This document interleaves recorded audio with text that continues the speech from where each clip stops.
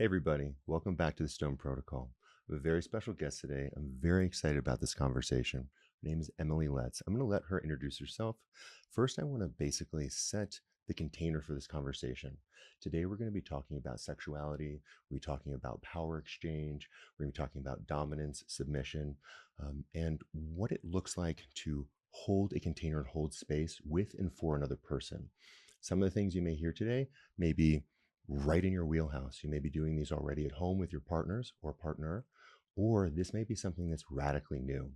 If there are times that you feel uncomfortable, I would encourage you to just take a deep breath in your heart and sit with that. If you need to walk away, that's okay. But I encourage you to try to have an open mind and an open heart. Here at the Stone Protocol, we want to have these conversations grounded in a place of open minds and open hearts to learn something and to share and grow. I'm very fortunate that I share a network with Emily. We've not had a lot of interactions yet, and I've kind of am excited about that, honestly. So here on the podcast, we can learn and play with each other. And so because of that, there may be times that we disagree, and we're going to meet that disagreement or that collaboration again from that grounded place. And so I encourage you to do that with us. Just like in our last episode where we had some complicated conversations about Israel, and then we had some other complicated conversations about Baptist church. There will be a lot of different opinions here. I think that Emily and I actually share a lot of very similar opinions, and I'm excited to explore those. You may or may not agree, and that's okay. From that perspective, Emily, do you want to introduce yourself and what you do for your profession? It's funny when you said that. I really wanted to disrupt your flow and just be like, no. Yeah. No, I don't. Yeah. And you can, and that's okay. Thank you for that permission. Yeah. My name is Emily Letts. I'm a therapeutic dominatrix and coach based in Boulder. What should I say? My background is in women's health, master's in social work and public health. And I've gone deep into the suffering of women, birth, abortion, anything you name it, rape crisis counseling. I've done it all. Yeah. And where I've come out through that is that if you really want to help women, if you really want to show up for the whole of this complicated universe, you actually have to help men. And by help, I don't really love the word help. What I mean by help is authentically be with and create containers for men to surrender, for men to be in their feminine, for men to express the fullness of themselves. And so that is what I'm deeply passionate about. And I'm sure, which is what we're going to get in today, which is, creating spaces where men can explore their feminine, their divine feminine energy. I also work with women. A lot of that work is much more around supporting them in finding their spine and learning the delicious experience of domination, which I think a lot of women have a lot of stigma around and misunderstandings. But ultimately, it's just about the pleasure of creating your own universe. I love that. When I think as a man around like entering into that space, I think of I want to feel safe.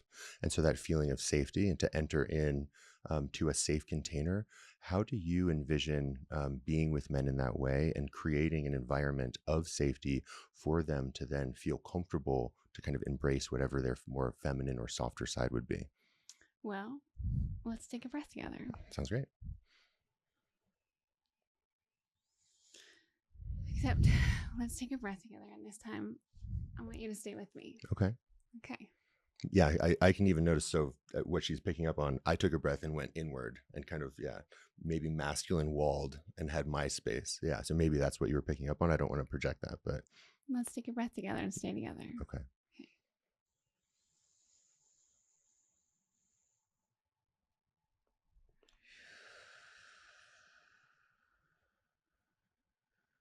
This time, I want you to take a breath with me, and I want to see if you can soften. Okay. And I'm going to invite you to get under me. Okay. Whatever that means to you. Okay.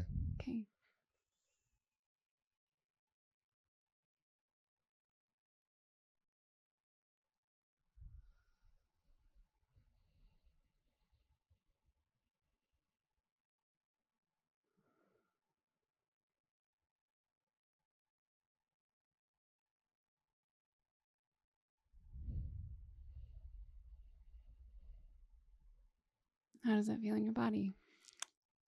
I can feel for myself the desire to like playfully challenge, to see if, and I don't mean this in any like derogatory or I pejorative know. way, Come. but that if you are worthy of someone for me to like become under to, if that makes sense, Yeah. to challenge. Yeah. Yeah. The feminine tests. Yeah. Yeah. Especially the feminine who isn't familiar with surrender. Right. So I have two kinds of male clients. It's very simple. I actually am a very, very big fan of very simple frameworks. I've listened to your podcast and Babe Philosophy, and I know you're very well read, and so I really appreciate all of the other insights you bring into when you share your coaching. I like real simple shit. Cool. And I have two kinds of clients for men. I've got, and I take this from, and now I'm going to bring in another source too, the Light Dark Institute. So I full acknowledge that I steal everything. There are clients who have fuck me energy. Okay. And there's clients that have fuck you energy. Interesting. Straight from Light Dark Institute. If you're out there, Tanya and Leslie, I love you. Fuck me energy is I'd rather give up my own power in order to stay in connection. Right? So people pleasers, fuck me energy. Oh, I'm so sorry. Fuck me. No. You're right. Let's stay in connection. Please don't leave me. Right. And then there's fuck you energy, which is I'd rather stay in my power and give up connection. Right. You're like, fuck you. I don't need you. Whatever. Right. So when you look, you can literally go through this world, walk down the street, fuck you, fuck me, fuck you, fuck me, fuck you, fuck you, fuck you, fuck you, everyone. Right. It's very simple. Right. You, my friend, it's funny. I think you ultimately, well, maybe we should save that. Let's diagnose you at the end. Okay. You can do a pre-diagnosis, and then you can do you do diagnosis down the road. You mean evolving diagnoses. Yeah. Well, generally what I see in this and how this works with submission is that men, so we'll just play with men in this category. Men who are afraid to surrender have fuck you energy, right? So men who don't understand the pleasure of surrender or generally are doms, and then when you play with them and you're like, I invite you to surrender, they want a brat. And for people who don't know that, brats are like, think of a toddler. They're just like, no, fuck you. But ultimately they want to surrender, but they want to test because their feminine doesn't feel safe enough because they've not experienced that. They don't have a lot of, previous history with safe surrender. And so they want a brat. I have fuck you energy. I mean, I'm a healing fuck you energy. And so my feminine, my submissive, and I don't want to get those two mixed up. So let's say my submissive, previously when I started my surrender journey was all about the bratting. You want to come, you want this, come get it, bitch. Right, let's tussle. Like, honestly, I'm going to be a better dom than you. So let's see if you live up to that, blah, blah, blah.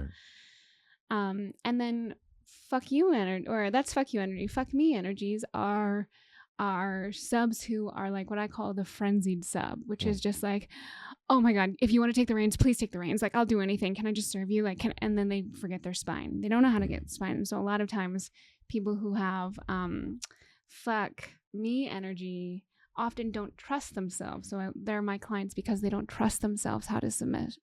They want to give away their bank account, social security number, please. Right. I want ultimate. They're really into femdoms often.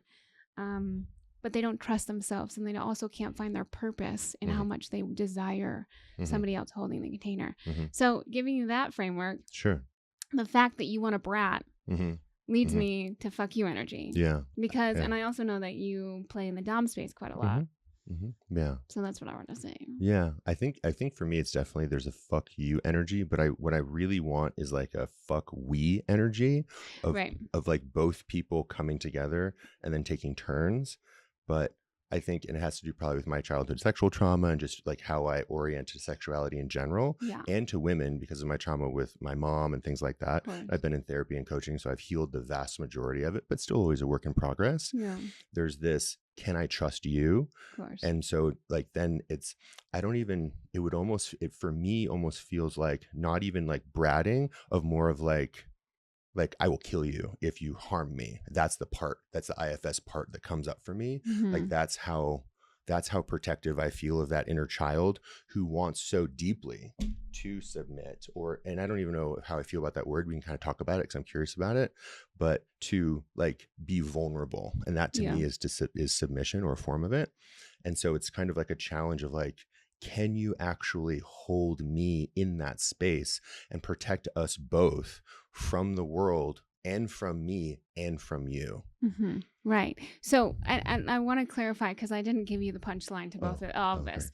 There's fuck me and there's fuck you, and both of them suck. Okay, cool. Both of them, no good. They're not great. Yeah. Nobody wants that, because it gives the illusion, it plays into the number one delusion of humankind, which is that we are separate. Right. We're not. Right.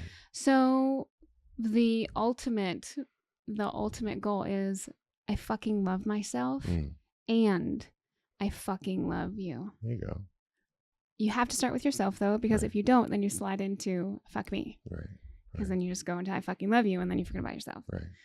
So that is what I think in terms of, it's also really interesting when you come to I fucking love, again, Light Dark Institute, go look them up. I'm stealing this directly from them, which I've been given permission as long as I quote, as long as I credit. When you're in I fucking love myself and I fucking love you, then it doesn't matter whether you're the dom or the sub. I really like that framework. Yeah, I really appreciate that. In which case, if you can feel that, then surrender becomes joyful. Yeah. Because also one of the things that I really love, one of the frameworks that I am obsessed with, is that the predator and the prey are the same being. We're all the predator and prey. And so it's like, and ultimately, why not eat me? Right. Eat me, because then I get what we all ultimately want, which is divine union. And I become you. Yeah, right. Yeah. Go ahead. Rip me apart. Yeah. Let's do it. That sounds yummy. So few people conceptualize this in that way. It's a very non-dual perspective. I have a Buddhist background, and like it's a very non-dual perspective. I just ask, like, how did you come to that? I talk to a lot of people as a coach, as a sure you do too. Not a lot of people have that non-dual perspective, particularly around sexuality. Just in my experience. I mean, maybe you encounter a lot of people that have that. I doubt it though. Yeah, I I learned about it a while ago. The felt sensation of it came in ISTA 2 when I put a carrot up my butt. Okay, sweet. Okay, excellent. Okay. Anal, honestly, like anal activation is the way that I found it. The felt sensation. Okay. And it was the wild. That's supposed to be a secret, by the way. We're like not supposed to tell people, so like sorry, ISTA. But highly recommend ISTA 2 if you want to do more non-dual transpersonal work. Although ISTA is a complicated beast, I understand. So the felt sensation of it, when I had that awakening, I literally could see through my partner's eyes. Interesting. For like a couple hours. Okay. So it was wild. And when you say literally, I'm leaving you, literally had the sense of being able to see through. I saw myself through her eyes for like a little bit. And then like for the hour and a half afterwards of this experience, it literally... Oh, have you ever seen the show Pluribus? Have you watched that yet? I think you have to watch it. I think so. Remind me. The best show. I saw an ad for it. I haven't seen it yet. In the world. Okay. Highly recommend. Anyone Apple TV, right? Anyone who wants to explore non-dual perspective and the fight between individualism and collective consciousness, watched Pluribus. It is the most wonderful show I'm obsessed. Okay. But basically, it's just that. It's collective consciousness versus individualism in a hilarious situation. Okay. So I want to acknowledge this. What I'm hearing is that you were saying that you had a incredibly deeply spiritual experience in which you broke physics, which welcome to magic, right? But you broke physics and were able to see through this other person's eyes, and then that unlocked the ability for you to then understand yourself and other in a non-dual perspective. Well, I mean, like my masculine knew, my head, my brain knew about non-dual and knew that was the way. Right. Knew, because also one of my core wounds is arrogance. Okay. Right. So that's my protector. That's the fuck you. Sure. So that's why I make a great dom. It's why I know nothing about this. I'm aware. I blissfully, ignorantly go into all situations, be like, I'm gonna win.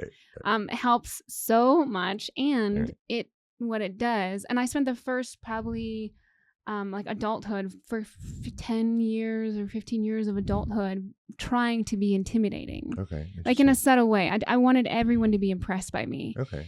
And I remember in college, somebody came up to me and was like, I saw you in the art class and I'm just so intimidated by you. And I was like, yes. And then I was like, oh shit, I'm so lonely. Yeah. Okay. Like this fucking sucks. Yeah. And so healing and taking myself down from this bullshit pedestal and taking everyone else down from these power dynamics, because I grew up in power dynamics. My dad is a retired police officer. Right. So alpha male, like big hoorah, I'm gonna catch your meat and slice it and feed it to you, kind of situation. Once I understood that ultimately power dynamics don't exist, then I was able to play with them in such a liberated, conscious way that ultimately is bringing us all into divine union. Right. Can you say more? So it's interesting. I think a lot of our viewers are male ones kind of are, I would, hi boys. Yeah. Hey guys. Are part of a conceptual matrix that I do believe is real, but not the totality of existence of the dominance hierarchy. And so this can be kind of like a Jordan Peterson lobster thing of, I have no idea what you're talking about. Oh, you're being facetious, right? No, I have no idea what you're talking about. Oh, for real? For real? Yep. Oh, okay. Okay. So to kind of like hedge that basically there is a dominance hierarchy from mammalian culture all the way back into literally crustaceans. Okay. And so this is okay, cool. So Jordan Peterson talks about that there are lobsters and male lobsters will fight each other. And when a male lobster fails, he will then shrink down and his serotonin will plummet. And the male lobster who wins will roll his shoulders back, do this lobster flex. You kind of see them do it in little like lobster tanks. Fun. Yeah. And they do this thing like this. They're wow, that's very impressive when you do that. Oh, wow. Well, exactly. You take up a lot of space. Exactly. And that's why the lobsters do it. And so then the other female lobsters then want to mate with that lobster and his serotonin spikes.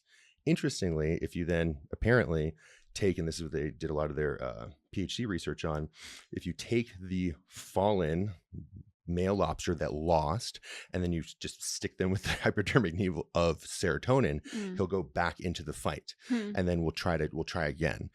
He will usually die, but they try to make sure that they don't die, right? Because the larger lobster won. Okay. The whole point of this is that we have, according to this theory, genetically inside of us this dominance hierarchy, particularly with males. And so men will then try to be higher up on the dominance hierarchy for, mating privileges, resources, whatever it is, opportunity. And so do I think that exists? 100%, but that's not the totality. I actually am much more in line with what you're talking about, non-dual, and then coming together and that the prey and the predator are one. But how, I guess, so that's the preface. The question that I have, and I really appreciate your perspective, how can you, from a person who may be very locked into, it's like a 20, 25-year-old, even, pushing a 30, I need to like, are you familiar with looks maxing? This is a thing that Gen Zs are doing. They're like, no idea. They're like hitting their bones. Yeah, so you can have muscle hypertrophy to grow your muscles. You can have bone hypertrophy. And if you tap with like a hammer, you can actually have bone hypertrophy to raise the bones on your face to be what is called a Chad. So there's like an entire, You were like speaking a different language. It's Gen Z. It's Gen Z. It's Gen Z. Yeah, it's a generational sociolect. I made that word up, but it is actually what it is, a generational sociolect.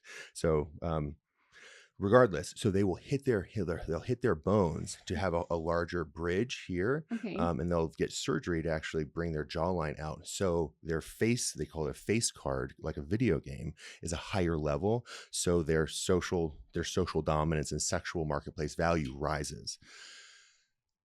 A person who's there and they're into it so hard that they're literally bashing their face with a hammer on a daily basis.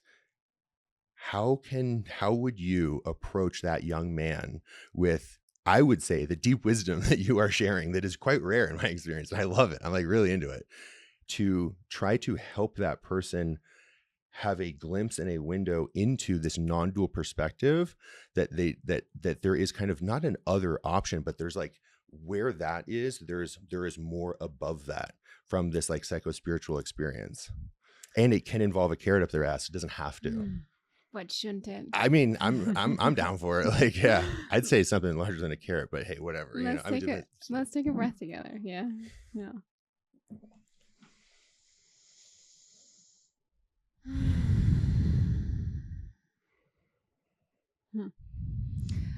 Well, what I would say to them is that they are in fuck me.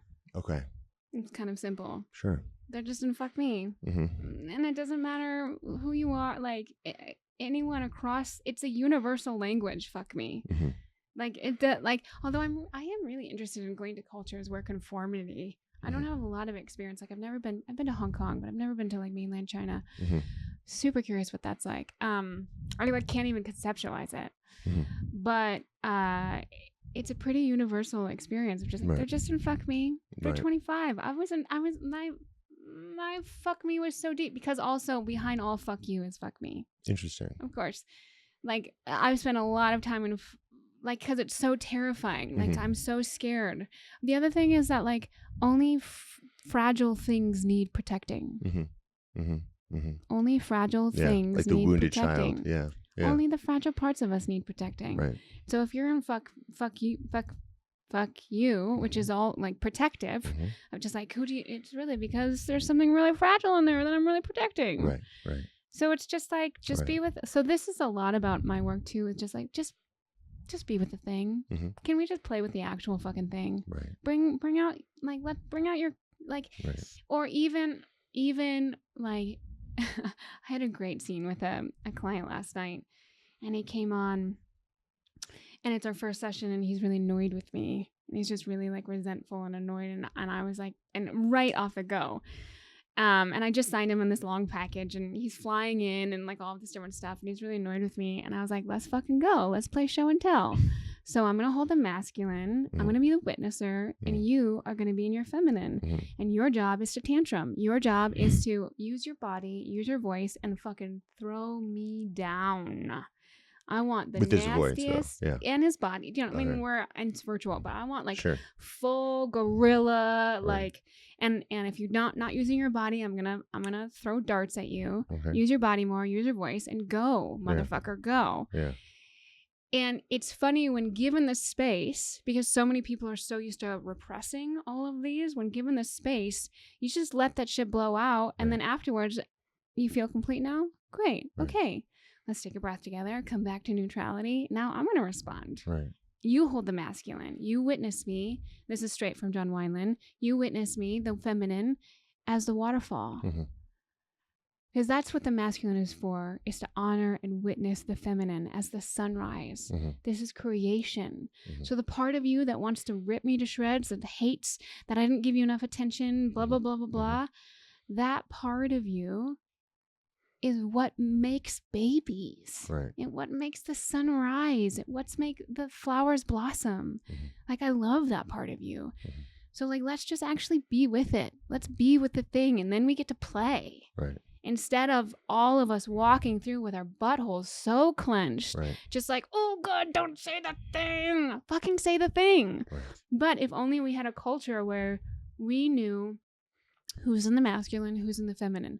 And this is straight from Justin Patrick Pierce. See, I steal everything, but I am pretty good at my references. Justin Patrick Pierce, London Angel Winters, which is just, what is this moment for? Is this moment for you to be in the masculine, or is this moment for me to be in the masculine? And it doesn't matter what sex we were born into, Sure. or what gender we're portraying. Sure. Yeah.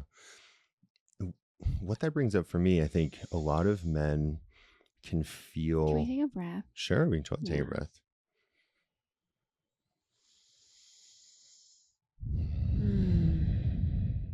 Thank you. Yep, absolutely. A lot of men can feel, and I can speak from my own experience and also coaching, a level of distrust based on childhood trauma, past experiences, whatever it is.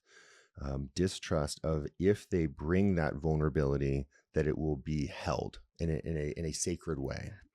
And so with someone like you who knows how to hold that container, someone can then, have transference and counter, and hopefully not counter transference, but transfer on you whatever issues they have, and that's fine. And much like therapy or coaching, that's kind of the place for it, like transfer on me and I'll be the mirror and help you. Let's go. And in an intimate relationship, particularly with, you have like a 20-year-old and a 20-year-old, and then the feminine also, their feminine counterpart also equally has no idea what they're doing. There's this level of fear and lack of skills of how to actually have a semi-adult conversation about sex, or even what they're looking for, or even knowing what they want. I think this speaks to the culture of people not, you were saying, kind of like walking around with a clenched butthole. I think it's like clenched as in terror. There's such fear there. And so what would you say, I guess, maybe to people who are in relationships, looking for relationships? I have this concept between an event and a vector. An event being, I'm going to have an experience. I'm probably not going to marry this person. I'm 25 or 30. That's fine. Maybe we date for 3 months, maybe a year. That's an event. And then a vector being like, I'm going to try to have a long-term committed relationship with this person. Both, there are lacking protocols to actually have the masculine, and I would say the feminine, feel safe. I don't know. What do you think about that? I think it's important. I'm just curious. What's the question? Feeling safe enough for the masculine to do what I think you're encouraging them to do, which is to actually surrender or to submit. But the thing I'm perceiving for many masculine to want to do that is an abject terror of then having that being preyed upon if they do. Yeah, and I think this is why, this is why I think everyone should be a switch. Mm-hmm. Like everyone. Right. Is because, well, first of all, like, if you want a better life, you have to train to be better. Sure. You have to want to grow, and not everyone wants to grow. Like, that's the thing, is like, not everyone wants to be a seeker. Not everyone wants to have a secure relationship. Mm-hmm. Because it's so familiar and it's so comfortable, and they get off so hard mm-hmm. on their anger and their distrust, and right. they're like, they love saying the word fuck you in a very real way. Mm-hmm. Like, they just love it. Just curl up and, mm-hmm. it's just like, I love it so much. Like, own it. Mm-hmm. But that's the thing, is like, if you don't want it, stop pretending you do. Right. And then a lot of people love their dysfunctional relationships and would not want it any other way. Mm-hmm. And so I don't want to take that from them. Yeah. Do you think they love it, or are they addicted to it like a drug addict? I don't care. Okay.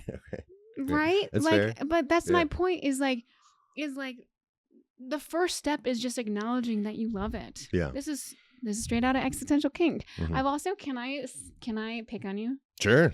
It's funny, I'm noticing I'm referencing a lot of other people, and you're saying, I made up this word. Yeah. I made up this thing. This is a thing that I made up. This is my concept. And I just wanna put that right about which? Or it's just an interesting observation. Oh. I'm just like, oh, I'm stealing this from this, I'm stealing this from this, I'm stealing this from this, I'm stealing this, and you're like, sure. I made up this, I made up this, I made up this. This is what I call. So just giving you like a little like, hi. How is that picking on me? I'm curious. I think it's just interesting between our genders and our frameworks, mm-hmm. and how it's just interesting. Okay. And I would like us to. I think there could be something there for you. Cool. I'm genuinely curious what it is. I guess I'm not picking up what it is, and I'm curious to learn. Well, the thing that I'm noticing is okay. So if I'm really gonna break this down, it's okay. Yeah, go for it. The individual versus collective. Sure. As a female, we are wired to be community tenders, mm-hmm. right? And to be collective. And so mm-hmm. generally, what I've known observationally, and I'm sure we could look this up, and I'm sure there's a study on it, because everything I observe is true. And that is me making fun of my arrogance. Thank you so much. So, and whereas the masculine mm-hmm. or the male indoctrination is, I have made this. This is mine. Mm-hmm. I have made this up. Mm-hmm. I am the creator of this thing. Yeah. Brand it. Put it on social media. Yeah. This is mine. TM in the little side corner. Yeah. And so I think it's interesting how it's playing out right now. Yeah. The collective versus the individual. Mm-hmm. And so, yeah. But it's interesting, as a businesswoman, I'm also like, should I like fucking make up some Foursquare thing to promote everywhere so I can make PDFs and get a good lead gen on it and get a bunch of emails? I don't know, but really I'm just stealing from this person, but nobody smushed these two things together to make this little thing yet. So maybe I should try to do that. Yeah. So I get it. And also, we're talking about the individual versus collective, so I thought it would be fun to No, I'm down. point it out. I'm down to play there. I can speak from my own experience. For me, like quoting Jordan Peterson, I will quote something that I think is unique to someone else's creation, but from this idea of standing on the shoulders of giants, which actually was a quote to make fun of someone who was tall way back in the day, but we now use it, that we build on technology and build new things. Like this phone is a new phone. Someone made an iPhone. That's pretty cracked, my friend. I know. This side's doing great, but yeah. I like to. Okay. I like it rough. So, sometimes it gets a little dented. So from this perspective, did you have a fun time saying I like it rough? I love that. Okay, yeah, great. Yeah. I got to throw it in there. I've got a couple other Yeah, jokes kind of stashed. I had one for tadalafil. That's why my eyes are bloodshot. But I figured it'd be fitting for this conversation. So from this perspective, no one that I've encountered, and there could be people that have conceptualized this, have an understanding of an event versus a vector in this way. And so as someone, at 40 now, I am able to say, you know what, in my perceptual matrix, this does not exist. And as a published author, you know what, I've not perceived this yet. A generational socialect, for example, it's a good example. So if we look at what a dialect is, it's just kind of a speech pattern in a specific group. And so if you have a sociolect, it is a social group that has a specific speech pattern. And then if you throw on generational, it is very specific. I've not encountered this on the internet, but if you literally said you're speaking a different language, I'm speaking a generational sociolect. And so when we then create that as a idea, I can put that on the table. And if no one else has made that, then technically that would be branded to me. I don't need to make a big deal of that, but I bring it up. I wonder what cool new things that you have had in your experience that you could share. But truly, already in the conversation, again, like you, I talk to people all the time. I can see threads and just how my mind works, probably because I'm a little bit on the spectrum and I just track things differently than other people. I can see your thought patterns and how they go. So I love podcasting. So I like talking to people. And I can see unique, very novel and new idea patterns that I at least have not encountered. And I would be curious for you to then codify them, polish them, and then present them for the benefit of other people. Genuinely. Let's take a breath again. Okay.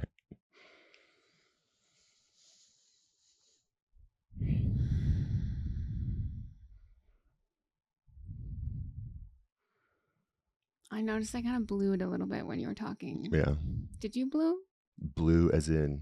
Zoned out. I didn't, but yeah. Okay. Sorry if I was rambling. Yeah. I just want to come back to being here with each other. Sure. Sounds good. Yeah. Yeah. So bring it from that heart-centered space. What I would suggest is, I can ask in a different way. What novel new things do you think that you are uniquely positioned to understand and share that maybe other people just haven't done yet or haven't experienced yet in an infinitely expanding universe? So I think we're getting back to our difference in points a little bit, which is so I used to work for Sounds True. Do you know Sounds True? Yeah. Yeah. It's a giant, it's like the Disney of spiritual lingo. Mm-hmm. It's a giant multimedia publishing company based in Louisville. And one of my dearest friends is a marketing executive there, one of the marketing directors. And he's seen it all. I mean, he's on email chains with Eckhart Tolle. I mean, he's just, you know what I mean? Mm-hmm.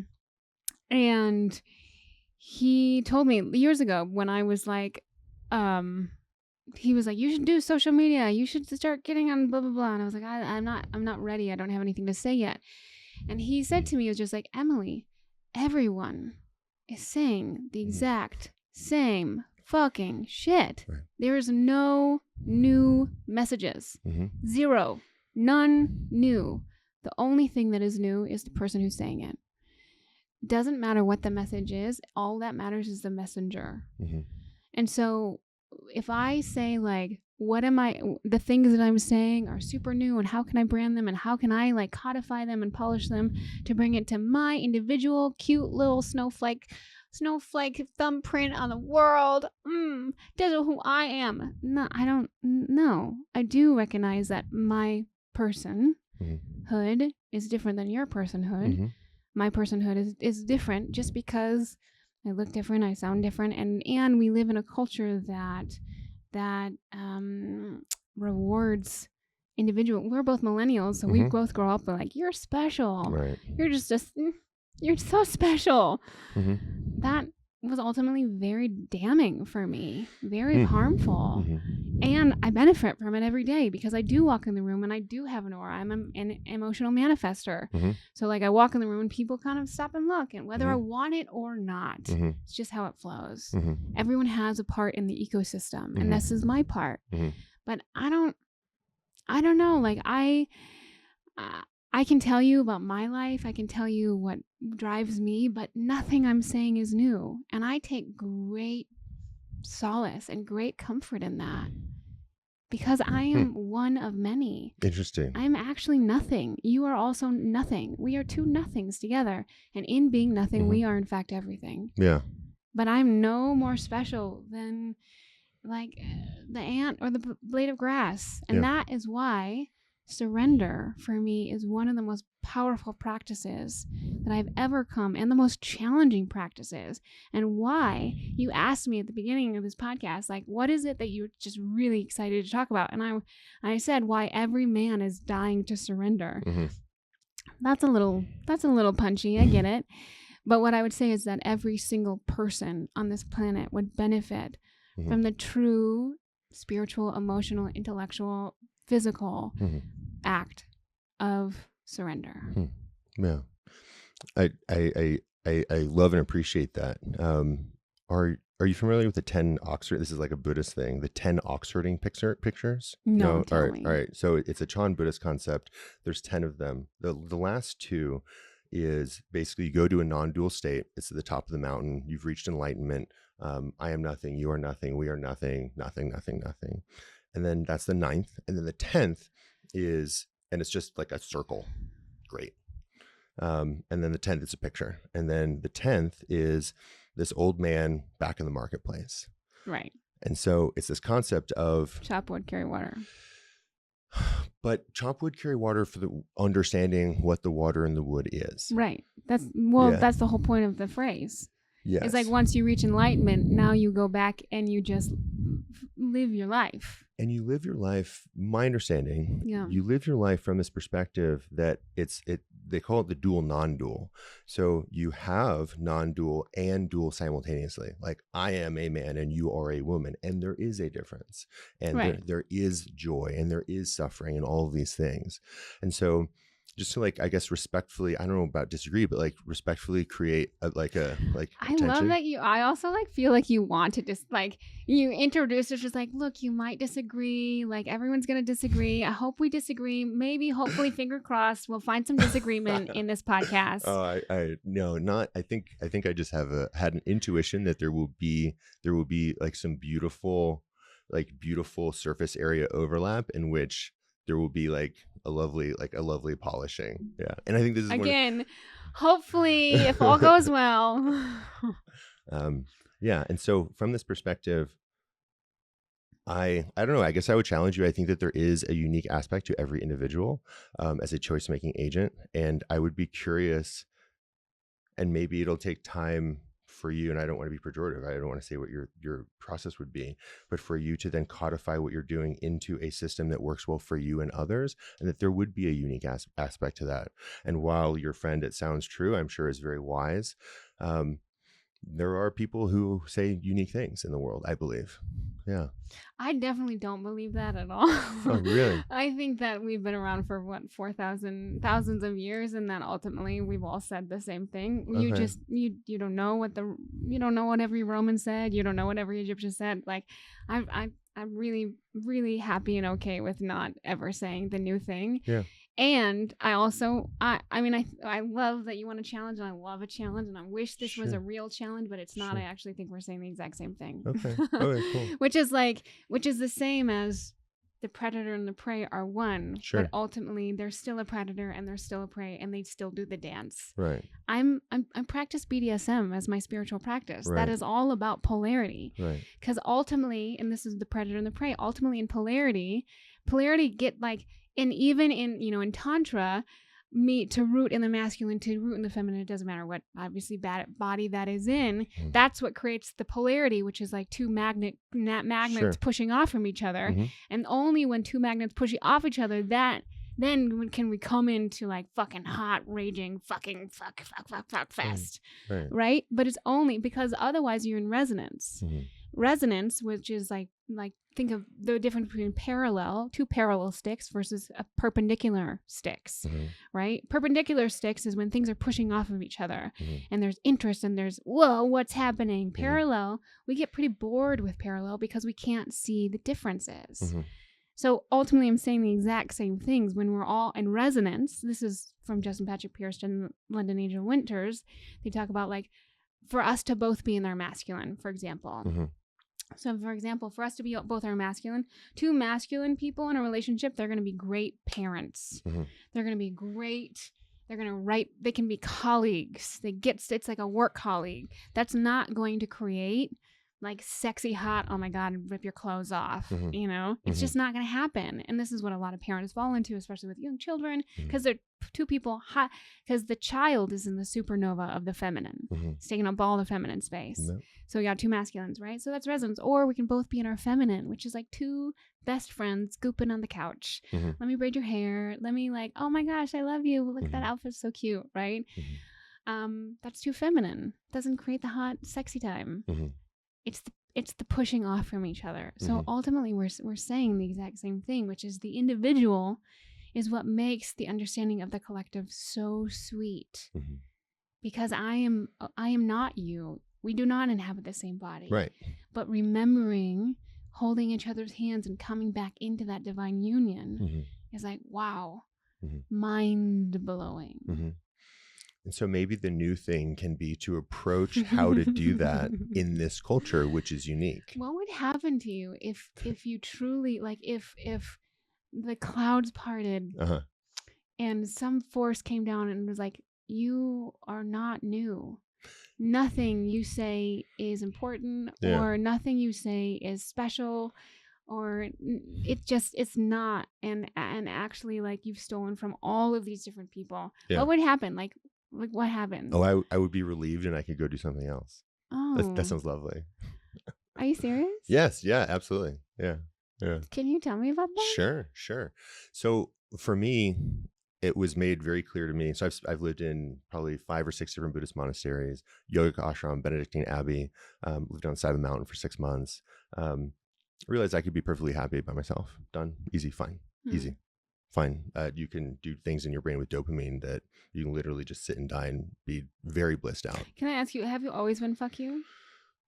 I don't know if I understand the way that you say it in that way to be able to answer your question appropriately. So I can. That's fair. Yeah. My question is, have you always, my question is, do you relate with the experience of, I'd rather give up connection rather than stay in my own power? I would rather not be preyed upon and be in isolation than be prey. Yeah. So, but where the threat is in connection. Where the threat is could be in connection. Is in unsafe environments where people abuse power as predation. Right. So, but like, if you're not in connection, if you're in your own power only, like alone on a side of mountains, sure, that's where safety is. Safety doesn't. The channel of connection, whatever that looks like, is not going to be where the ultimate form of safety is, according to the life you like. the person who can go live in an ashram and be a monk. Sure. Yeah. Does that make sense? To that archetype. Does that make sense? To that archetype. Yeah. Or Yeah. the archetype that you've lived. Well, one of the archetypes that I've lived, certainly. For sure. Yeah. For sure. Yeah. But my guess is that was a much younger version of yourself. Yeah. Yeah. Yeah. And so those are important steps to where Yeah, you are now. Formative years, for sure. Yeah. Yeah. Yeah. Yeah. So to answer, has it always been fuck you? So I can give you an example. Okay. So I grew up in boarding school and did not have what I label the warrior archetype very strong in me. And I'd still done martial arts in grade school and like whatever, like gotten into fights, but it wasn't of interest to me. The school that I went to, it's called the Rectory School for Boys, was a second chance school for many kids. Wasn't for me. My parents got sold on this lie of like, hey, whatever, this is a great school. It really wasn't. It was really rough. It was like internment camp for kids. And so kids would break into other kids' rooms and hurt them real bad in the middle of the night. Internment camp, it was like Lord of the Flies shit. And so I had to sleep with a knife under my bed and would practice this. And kids would come in, I'd take the knife out, I'd be like, you come over here, someone's going to die. Maybe it's me, maybe it's you. Yeah. I was like 14. Most kids don't have that orientation to life. So yeah. And so that woke up in me this warrior archetype. And this is after getting hazed every day. I had to learn martial arts literally to protect myself and then leverage that to protect myself and then got pretty good at hurting people, self-preservation. And so from this perspective, I realized it's not a fuck you. It's a I am strong. I will protect myself. Cross this line, there will be consequences. I have boundaries. And it's less of like an aggressor and more of a protector, how I transition that archetype.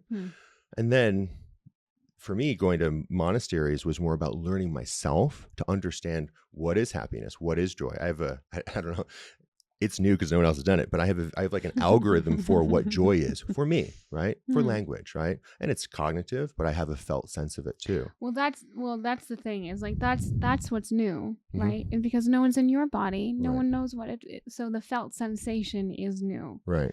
Because it's yours. Right. No one else can have that felt sensation in your body, in your experience with a knife under your pillow. Right. So I don't know if that answers your question about. I like genuinely want to like meet you in that place. Is that then an always been a fuck you energy? When you were little? Yeah. Before the internment camp? No. I want to know. I'm trying to answer your question. Yeah. Did that answer your question? Yeah, I'm learning more about you. Okay. When you were little, what was your relationship with your parents? So they were divorced. It was very bad. Yeah, I was used as a weapon to hurt the other every day. Yeah, and yelled at all the time. Yeah. So connection. Danger. Yeah, connection is danger. Danger can be. Yeah. So it makes sense then staying in your own island, especially if both safe spaces. That umbilical cord is dangerous. Yeah. Is not safe. Then it makes sense then that you might fall into a fuck you archetype. Right. Yeah. Yeah. Right. Yeah. And fuck you is a pretty hard language. I mean, it's like catchy and fun and punchy. But it makes sense. Like an island is a safe place for you. Sure. Can be. Yeah. Yeah. And then coming to that understanding for me, okay, if there's safety here, but the true joy is to co-create with another person. Right. And then how do you then create like an environment conducive that is safe, consented, like subjectively beautiful to then co-create joy with another person, and then understanding what that interaction looks like. Yeah, it seems like you've come a long way. My question for you is, how does this play out in your romantic relationships now? Yeah, so I've been married twice, divorced twice, and I'm dating now. And to try to understand really deep kind of harmonic resonance with another person. I mean, I'm like so specifically me, and that another person will need to want that intensity. And a lot of times they love aspects of it and facets of it, but then there are other facets that can be too much. And so to try and find like a harmonic resonance where all of the parts, I like internal family systems, where all of the parts will be able to play well, if that makes sense. What does it mean to be so intense for you? Yeah, it's a great question. So do we want to take a breath? Yeah, I'll take a breath and a sip of water. Thanks.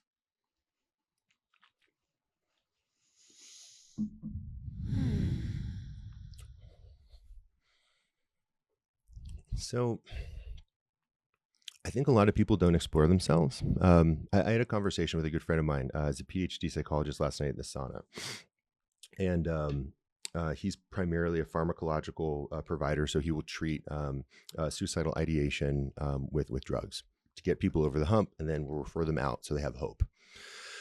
So we were talking about darkness, and this is like related to your question, but so I, at a very young age, was able to come to terms probably with some of my sexual abuse, and probably also just because of innately human and maybe just me, of that predator instinct. And I'm talking like CNC, like rape stuff of, okay, I could be that. I could very easily be the Machiavellian, whatever it is, and organize my life in such a way to optimize for those types of relationships. This is the utmost of evil, right? This is bad, right? Understood, I have that part of me, kind of like Viktor Frankl's, Man's Search for Meaning. And we talked about this with the Dark Masculine and the other podcasts that you listen to, getting in touch with that internment, internment camp guard in all of us. And so at the age of, God, I'd say like 8, 9, 10, this is even before boarding school, understanding, wow, maybe it's because I was abused as a kid, maybe because it's in my genetic bloodline, maybe because of some psycho-spiritual thing that I don't even understand with like fucking aliens, who knows? But I've got this in me. What do I do with that? And so for me, I decided to heal it and decided to illuminate it. The predator. Right? Yeah, there's predator, but then there's like predator, like predator. And there's different types of predator and different types of predation. And I've thought a lot about this and have written about it pretty extensively. And we'll publish a book on it at some point, which is new. No one I've encountered or read has thought about these things in this way. I don't know the difference between predator and predator. So for me, you can be a predator like I'm hungry, I'm going to go eat something. And then you can be a predator like I'm emotionally hungry for an emotional type of food and I want to destroy something beautiful. That is a level of predation. It's like, what is your food? What are you trying to get? One is a predator like a lion is just, kind of eating food. They eat it, whatever. Another is a cat like playing with its food. It's a different type of predator. And so it's like cruelty. And yeah, I do not enjoy these things. These are not fun for me. But to touch into those archetypes in people and in the BDSM community, I mean, they're like fun. I think I love being a little cat. Okay. Play with the food. I definitely have a little bit of that. Yeah. But my I stole this again from Tani Thol. My healer is a sadist. Okay. So I'll fuck you up. Yeah. I want to destroy everything you think is beautiful if I think it's going to bring you into a deeper divine union. Right. Hopefully with consent. Sure. Sure. I don't know if I've ever consent responded to with a shirt like that, but yeah. So I don't know if that answers your question around, so transitioning a younger archetype of the warrior that was very deeply dark to then bring it into the light to then better understand oneself. And then to answer your question, finding a person that has enough harmonic resonance to be able to even want to be with someone who's done that type of work. For example, like the average, like, I don't know, 26 to like 35-year-old female here in Boulder, Colorado is like not really super into that. They're into that as a concept. And maybe they want to like fuck that, but they don't want to actually be with that because there's a certain intensity. I'm sure, if someone were to be in a romantic relationship with you, there's a lot of stuff there, right? I think, right? I mean, like, you're not a simple woman. You're a complicated individual, right? What? Yeah. How dare you? Yeah. I'm a lady. Yeah. Well, you can be a very interesting lady that has a lot of multifaceted parts that are highly opinionated and fun to play with, hopefully, for people who like those types of games. So what I'm hearing is that it's challenging for you to find people to meet you in the depths of where you want to go and where you have been. Yeah. Because what I'm hearing is that you like to play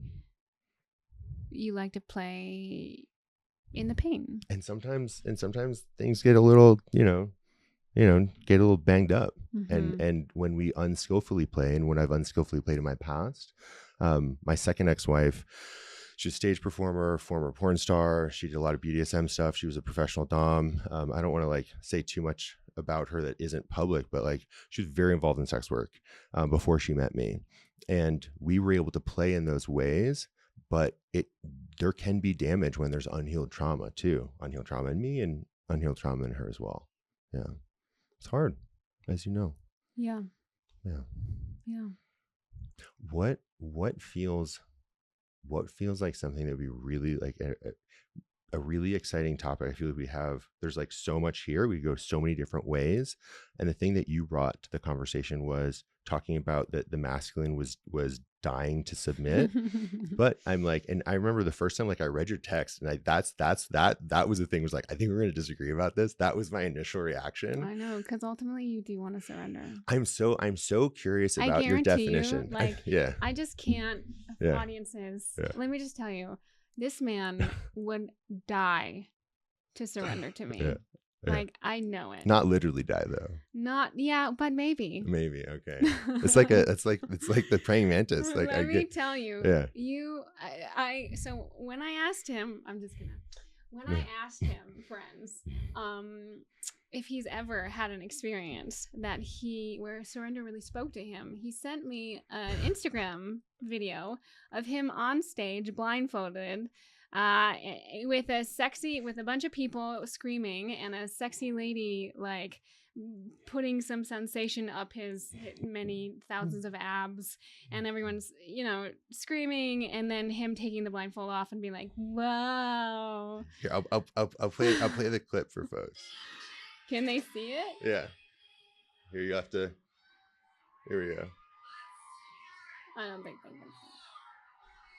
can. Yeah. And my initial reaction was like, that is so cute. That's so cute that you think that qualifies as surrender. So how adorable. So it's really funny that you say that, because that was at Trax, and I'm a live stage performer, and I got that. And they said, are you a sub? I go, no. They go, do you ever sub? I go, no. And they go, well, do you want to do a stage performance? I said, sure, because it's not real. Yeah, and also because you're an exhibitionist. Yeah. Like, what I saw in that was like, no, you did not answer my question. Have you ever had, because I asked specifically, have you ever had an experience of surrender that spoke to you? And what you said was like, I'm an exhibitionist. And I was like, cool, has nothing to do with what I asked. Or that's the closest I've ever gotten to submission. I get it. And so therefore, to answer your question fully and honestly, that's what I got. Yeah. So then the answer would have been no. But this is the closest I've gotten. But so and again, so this is a really great conversation, because also there's a difference between submission and surrender. Okay. I personally find. Yeah, please educate me and others. Oh, I will. Okay, great. So submission, you do not have to surrender to submit. Okay. What I understand, I think, it's interesting. There's a guy named Orpheus Black who's also a deeply spiritual. Do you know Orpheus Black? I'm familiar, but don't know him personally. I have his manifesto, but I think he disagrees with me. So this could be disagreed upon. But what I understand is submission. You do not have to. It's like when people white flag war. Like they're not actually surrendered. They're not like, I'm surrendered to God. Like, sure. Like take me. Right. I'm like here. Right. Like they're just like, well, fuck you. I guess you won. Right. A brat can right. submit. Right. Right. A brat might submit, but then there's always a breaking of the brat, the taming of the brat. Right. But then there might be a surrender. Mm-hmm. So you don't have to surrender. A surrender. When I think of surrender, I think of on my knees in front of an altar. Okay. I think of like, take me. Like right. I'm like, take me, predator. Yeah. Like everything I have is yours. And again, that used to have to be like beaten. I used to hold that so tightly, like you're never going to get this as right. a brat, mm-hmm. right? Like try to get this, try, like see, but then all brats just want to be tamed. Right. Right. They just want that moment where it's like enough physical impact, or if it's enough, or they're outsmarted, or they're put in predicament, or they're right. whatever, where it's like they finally get to release. Mm-hmm. But which is ultimately what we all want. We just want like, and it's us as babies, as being held in the womb. It's right. us, you know what I mean? Where it's just like everything is bigger than me. And I finally get to feel how small and insignificant that I am. Right. And I finally get to feel divine union through this umbilical cord or this nipple. Yeah. and you are feeding me. Thank you. Yeah.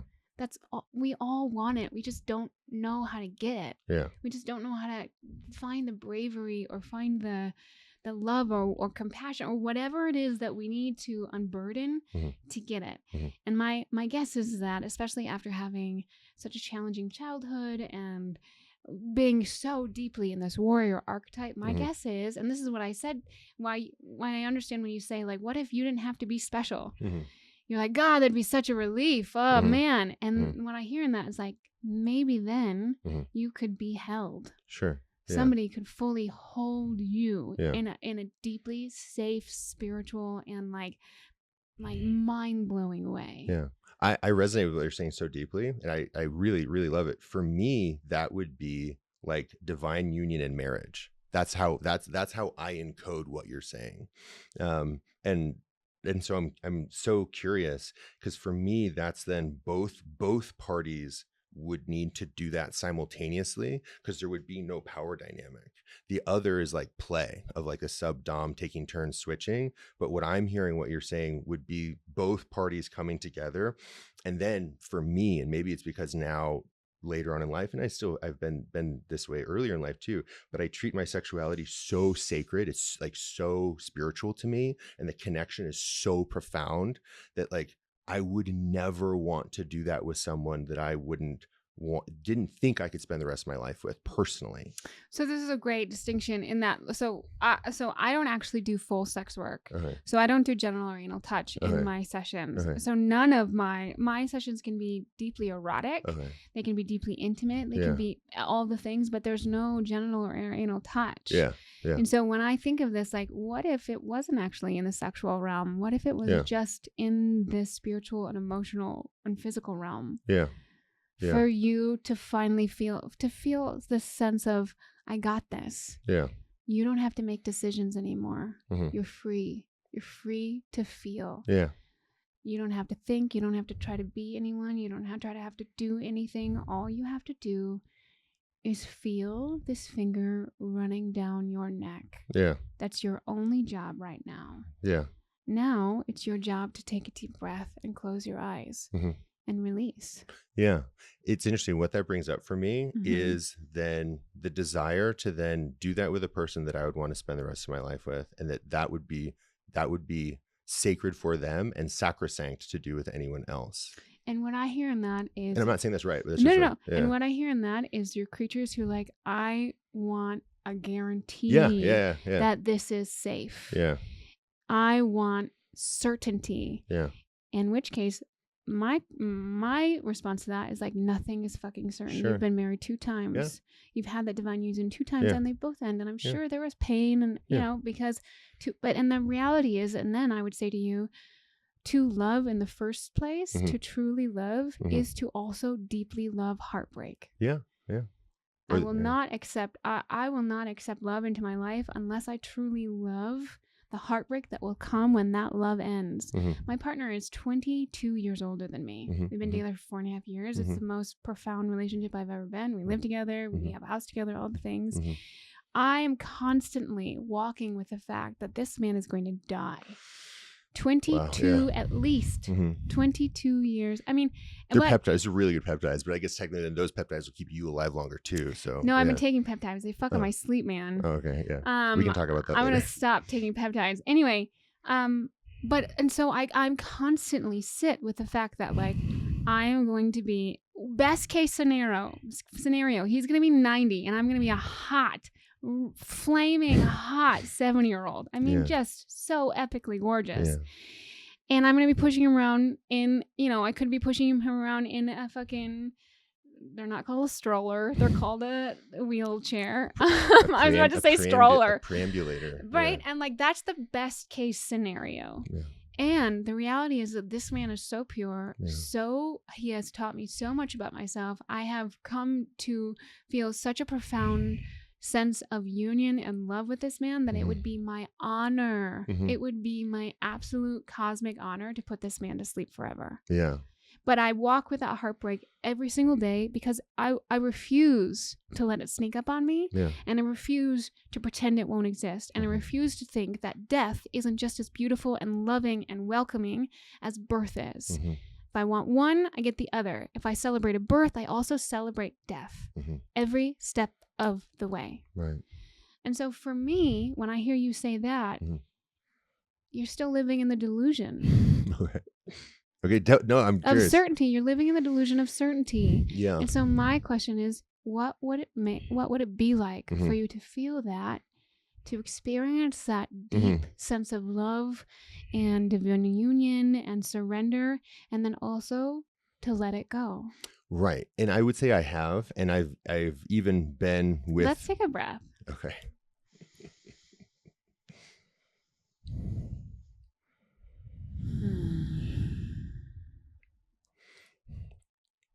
So for me, impermanence, part and parcel, right?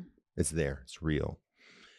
It's not a have it, let it go. It's maximize for its optimization. I know it sounds super dry, but what you're saying is maximize for your optimization for happiness, knowing that your partner's going to die.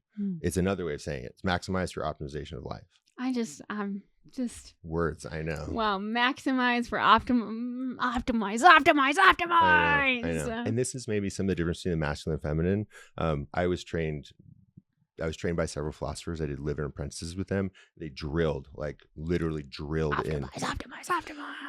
You know, it's interesting. And we can use language, though, to really try to suss out the meanings of these things. And so if we maximize for optimization of joy, but we have that connected to our hearts, our brains can then be in that same submission to our hearts to then actually then maximize for optimization, which I would say is what you're doing.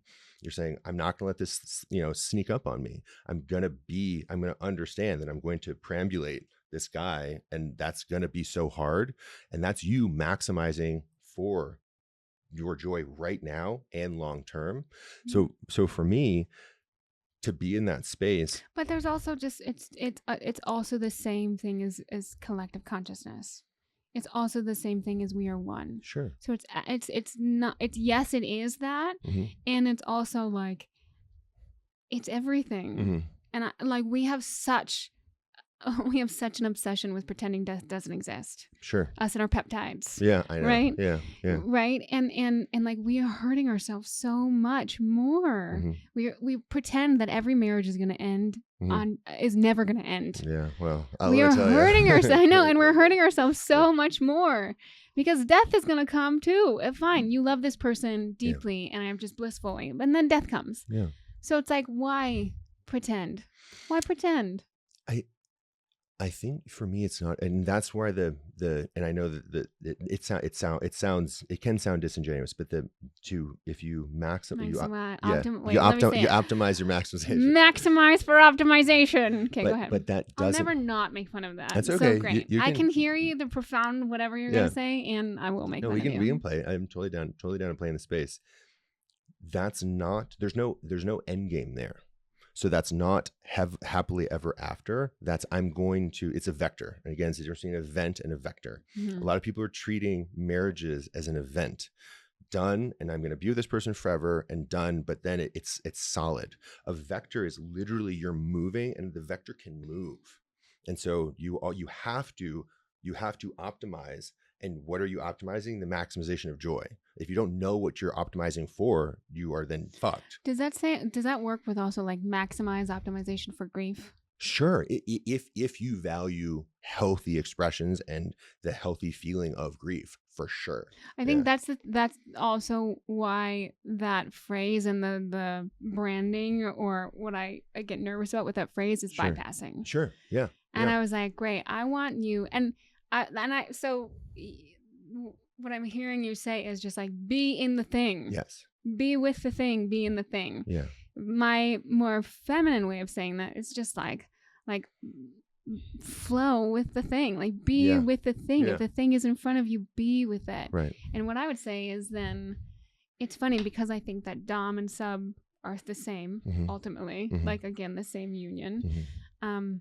like, can you surrender Mm-hmm. to the happiness? Can you surrender to the grief? Can Mm-hmm. you like get on your, because surrender, all that surrender is just knowing that something is bigger than you. Mm-hmm. Mm-hmm. Something's bigger than you and more important than you. Right. And that can be a blade of grass. It can be a bug. It can be whatever. And hopefully the relationship, if you have a truly committed relationship, the relationship is larger than the two parts. That you've created something so beautiful, but that has to continuously change and grow, even when that other person dies. And then it's what do you do? Mm-hmm. So the Buddhists have this great practice. I've not done it just because they didn't have any corpses around when I was training with them. Bummer. I know. hate when that happens. Well, you can't do this practice without a corpse. So when a brother or sister dies, they usually do a whole like Tonglen practice within Tibetan culture and also in Japanese Zen too, and Vietnamese Zen. But they'll have the corpse. They'll have monks do this thing called Tonkario, where they sit with the corpse for all day, just you. And so you're literally sitting with a dead corpse. And there's other ways of visualization. They have pictures and things, and I've done those, but it's not the same as my understanding. I wouldn't know. I've not done the corpse one. And so you have to become so in touch with depth of the death of this person and understanding, is this still the person? Where is the person? What is the person? What is death? Am I this corpse? What is that difference? What is the similarity? And so if you avoid those things and don't want to think about them, as you're saying, Right. then you're gonna bypass everything. So I totally agree with you. To answer your question, what I'm curious and kind of, please dive in. I still want to bring this back to your relationship with surrender and like feeling that divine union outside of marriage. Sure. Because what I hear again is marriage is just a certificate. Yeah, I think right? it's like a vow. I think it's a vow and a commitment, as I see it. Yeah. Sure. Yeah. Yeah. And that can look like a million different ways, right? But Judeo-Christian thing, we have a thing called marriage. Yeah. What would it mean for you to release as a personal practice? Yeah. To find your own growth, to find your own spirit, to find your own whatever's there for you. So not to overshare, and I do believe that my future wife will most likely like be listening to these podcasts. You heard it here first, ladies and gentlemen. Oh, I will definitely. Future wife, this is your task. No, not task. This is my preface of don't get mad at me for saying this. I will definitely get married again. I just know myself. It will happen. Unless I get hit by a car or die, and then some monk can go sit with my dead body. It's very easy for me to fall in love. That's not a hard thing. And so because of that, I have to be very careful. So some of the past relationships I've been in, just in this past 3-year period after being divorced, I have to guard myself and my partner who I'm with, because they'll fall in love with me very easily. Hey, when that happens. It's hard. Shit gets messy real quick. Yeah. And so I can be so in that moment with them, and particularly with once you involve sex too, and I have to really gatekeep sex with the women that I'm with. I don't know, just with the spiritual practice that I've done, you can move energy around. You can do some very unique things with the human body, as I'm sure you're well aware. And so from this perspective, that's being fully present in the moment is not for me the issue. It's then optimize, maximize of long term. I don't want this to just be a short period. I want this, I want to, coast this off.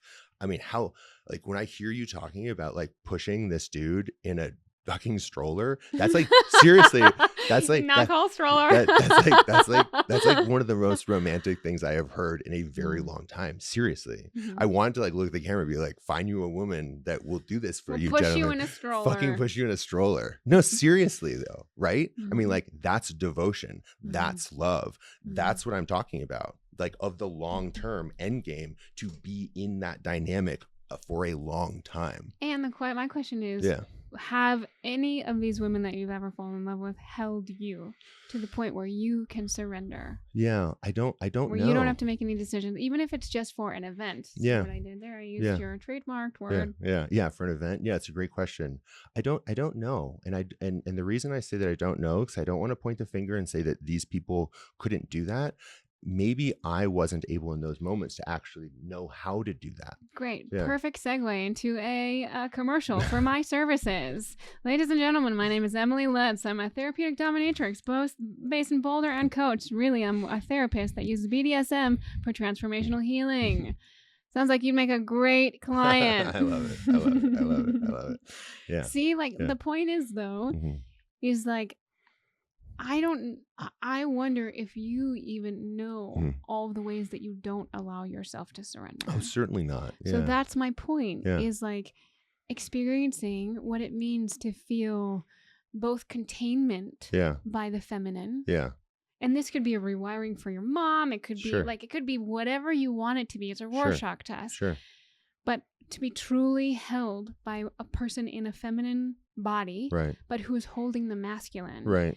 And it says, you're safe now. Yeah. Get on your knees. Yeah. Bow down. God, even hearing those words, I want to stand up in my chair. That's exactly Yeah, it. it's so funny. That's my point, is Yeah. there's something really profound for you Yeah. here. Yeah. Yeah.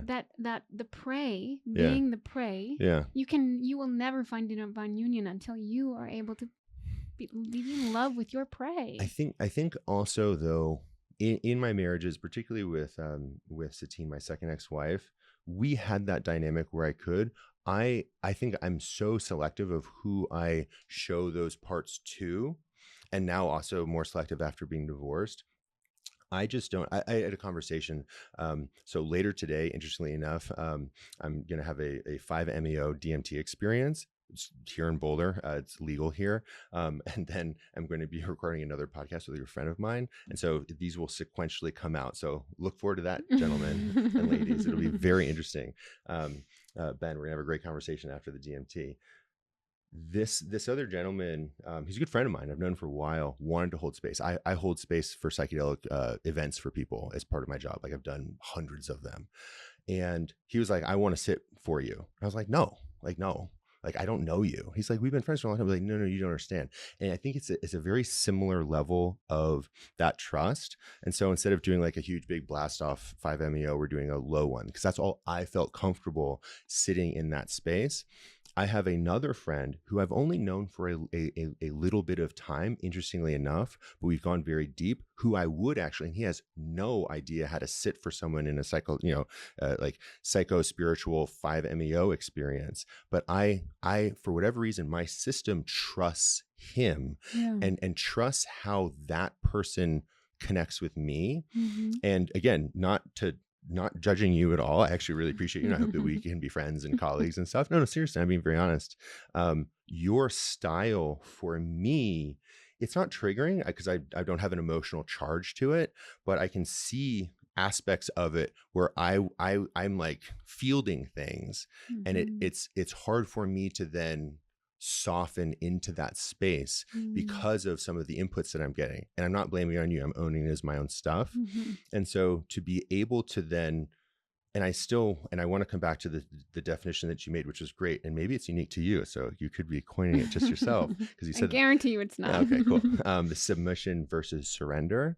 I think that this answers your question about finding a kind of a parts, kaleidoscope and constellation in a partner where those parts can kind of connect like this for safety. And in that space, I have surrendered. And I don't like getting tied up, but I've done it. It's fun. And not on stage, but in other ways too. But it's also surrendering, at least for the masculine, being like, you know what? I'll kind of do whatever you want, but like literally, like I will do whatever you want. I am here in service to you. And, my first wife, when we had a child, I'm here in service to the child. Like whatever you want to do, I'll do. That didn't really work out for me, not blaming anyone in that marriage. But for me, that connection and that click, I don't know, that's of vital importance. And I think the difference is, let's take a breath.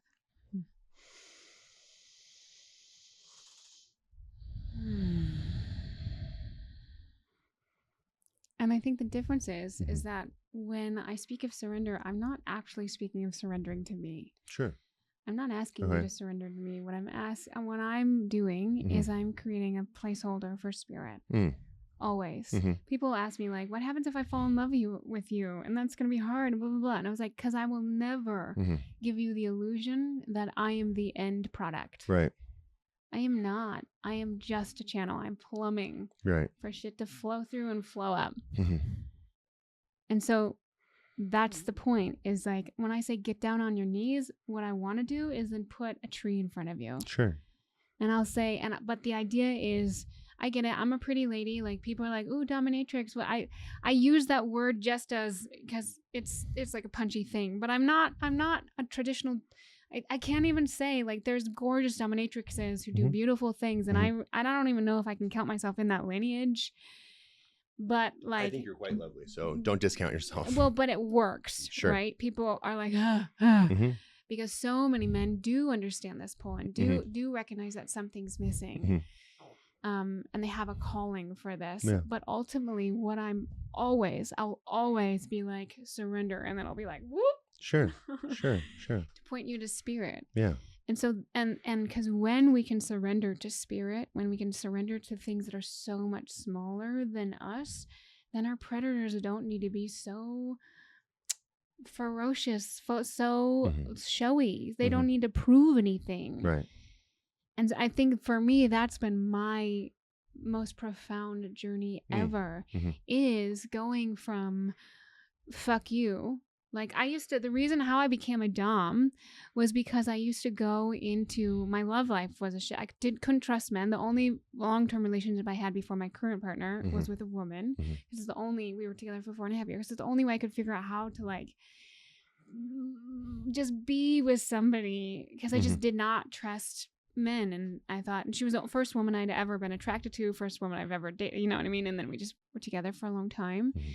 I would go on dates and I would non-consensually dom these poor men into being puddles on the floor, right? Because I'd be like, what's your childhood trauma? What's your really, oh, that's so interesting, you know what I mean? Because I track, this is just my coping mechanism for childhood. Like I track. I know nothing about what you're talking about. Yeah, of course.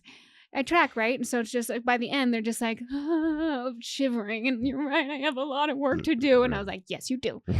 And then, you know, and then they'd want a second date, and I'd be like, oh, so you're smart. I go and I can save you. So you're smarter than me. I'm the opposite. And I was like, I knew you weren't good enough. Oh, you're smart. I knew you weren't good enough because I didn't show anything about myself. Sure. I didn't allow myself to be held at all. Yeah. So then I kept, and I was like, why isn't anyone good enough for me? No one's cool enough. No one's smart enough. No one's good enough. And then, so finally, you know, I read the book Existential Kink, but I knew there was a calling actually from my very first combo ceremony with my friend who's a Sounds True director. He brought me to it in the Bay Area, was when I got the download of like, you have to do one-on-one work. I was in public health before because that's the way that I was going to save the world through macro policies and all these things. And then I was like, no, what I heard was you're a constellation maker, which is like you connect stars. You connect stars for people to help them see the shapes.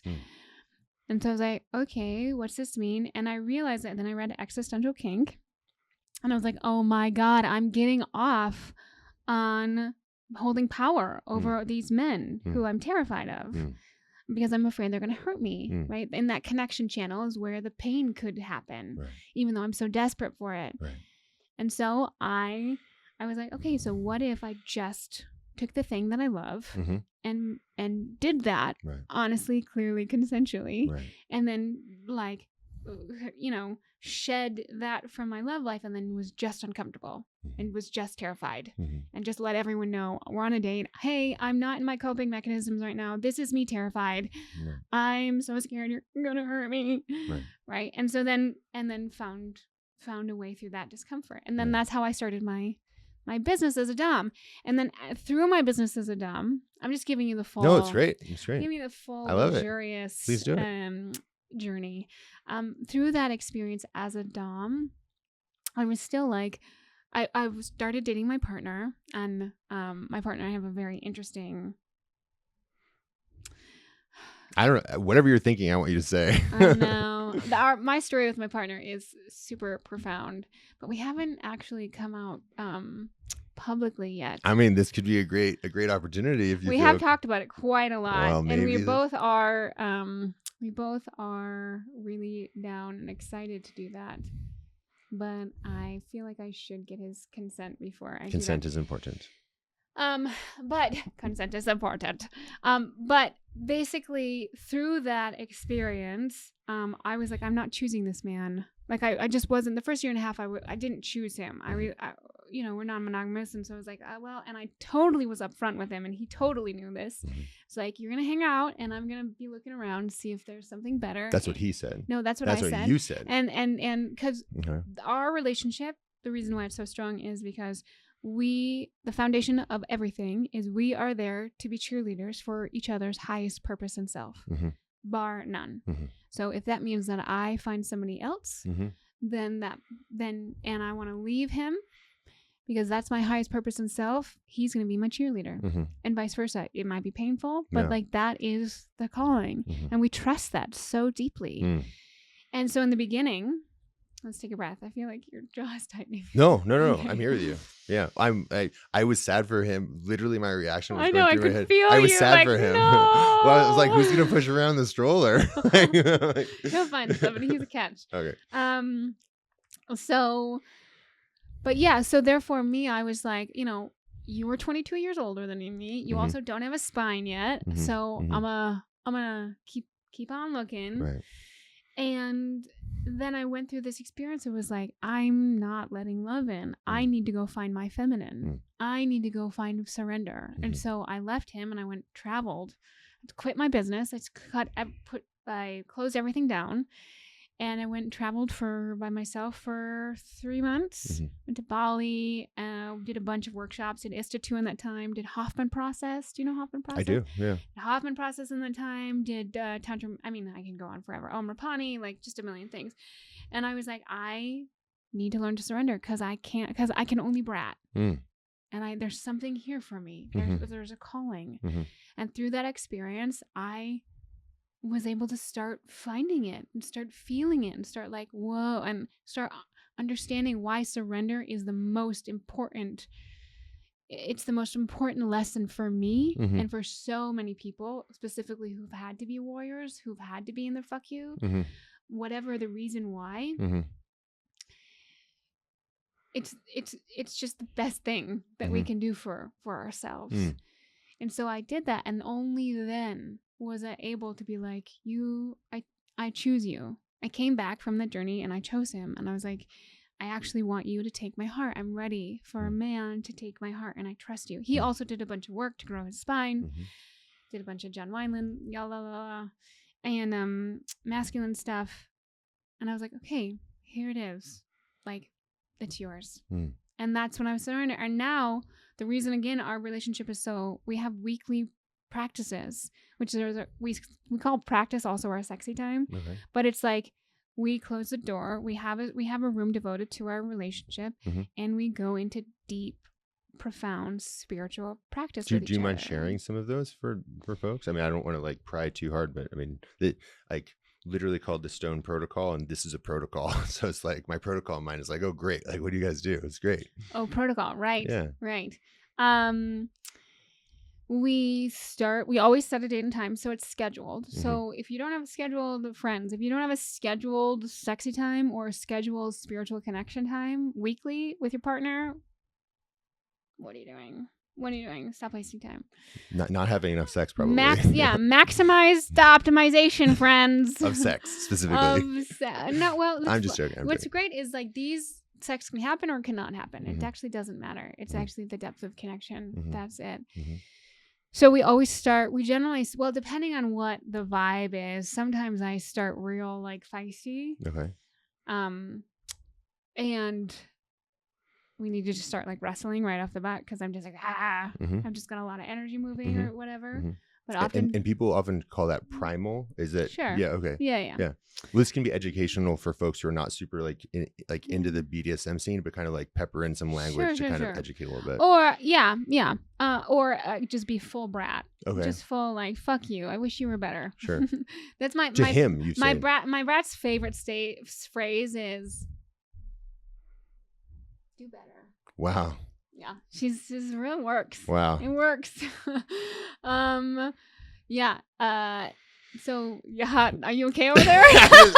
I'm just wondering if no one's ever said that to me. I'm trying to like think of what I would do. I would be so taken aback, Yeah, and I would be like, the door's right there. Like you can fucking leave. Like yeah, like you can leave. Yeah, and I'd just be like, I'd be so offended personally. Yeah, it's just so interesting. Yeah, and that's my point. Yeah, Is it like stirs up all of the shit, which Yeah, is why it's yeah, perfect. yeah, And then what if I was a brat? So if we were doing a little brat thing, yeah.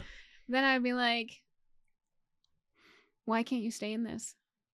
I would say stay in what? Like, yeah. It's so, yeah. Why can't you be with your do better? Right? My brat would want to get under your skin. I would then go, I'd probably go immediately. If we had already agreed to CNC, I would immediately go into CNC, and I would probably just like take my hands around the person's throat and bring them down. And my brat would love that. Right. Do you know what I mean? Right, but the idea is like hold your spine. Right. Yeah. Like stay in it. Yeah. Right? I'd say here's the door, otherwise submit. Yeah. Yeah. And I don't know if I'm using the correct word. And what's funny is like here's the door is a red. So I was like, so then I would be like, are you reading right now? I think you're reading right now if I'm not like. I didn't say I was reading. I was not reading. I said do better. Yeah, I would. That would be a red for you though. Which, okay, first of all, I love a red. Yeah. I roll out a red carpet for a red. Okay. I throw this nonsense about reds being weak is the bane of my existence. Yeah. I will throw you a parade if you give me a red. Okay. Really? Parade. Thank you. I bow down. Thank you for your red. Wow. I avoid them. I avoid them like the black red plague. Yeah. Yeah. I just feel strongly that surrender would be a really good experience for you, friend. Because a red is not for myself, but for the women that I'm with. Yeah, but why would you avoid a red? Because it's not yours. Why are you trying to own their red? They have been very clear that they don't want the reds, and it usually ties into childhood sexual trauma, and it usually will end in really opening, in my experience, opening up a traumatic event that they weren't yet ready to process. Yeah, but you could step on a twig and make a crack and it could red them. That's why I'm very careful about those things. Yeah, and that's why you're like, I never step on twigs. That's ever. Yeah, but that's so much unneeded effort on your part. I mean, you can be conscious, you can be thoughtful, but you don't own their experience. Yeah, that's why when somebody gives me a red, like I'm just like, awesome, you were triggered. Yeah. Great. Oh, did I make a mistake? Yeah. Okay, great. I'm totally here with that mistake. Do they burst into tears and like curl up on the ground in the fetal position, sobbing? Sometimes. Okay. For me, the red, at least in CNC, which is what I specialize in. Yeah. It's like, I don't know. I take a lot of care. But that's the point. Is like red is not a failure. I don't think so. Yeah. Right. Yeah. No. Obviously, obviously, I want the journey to work, but it's not my. Yeah. Like I go so far to ensure like, okay, we have agreements, we have safety. Yeah. But I am not going to disrupt my flow or our flow because because also people can change at any second, right? Yeah. So hard boundaries, soft boundaries. Oh, I'm actually a yellow to this. It's a constant. I'll surf the yellow past the red, if that makes sense. So instead of jumping into the red, going slowly to surf it so it's a yellow, and then if let's say the red's here, making it a yellow, going nice and slow, so then the red is no longer a red. Right. I hear what you're saying, and these are a lot of technical understandings of like a skilled dom, and also. Let's take this out of the BDSM courtroom, which is like if you and I are talking and you get triggered, transference or whatever, and you read, I'm going to still be in my spine and be like, I can tell you've been doing it quite a bit. Great. You read it. I love that. Not read it, but I'm noticing this as an archetype in you, and I respect it. I don't. Which is like, I'm not scared to trigger you because I actually think that confrontation is such a gift for both of us. Yeah. Because then things get real and then we can be with the real parts and then it just a maximize optimization to growth. It's I see it as a challenge. Most people don't challenge other people.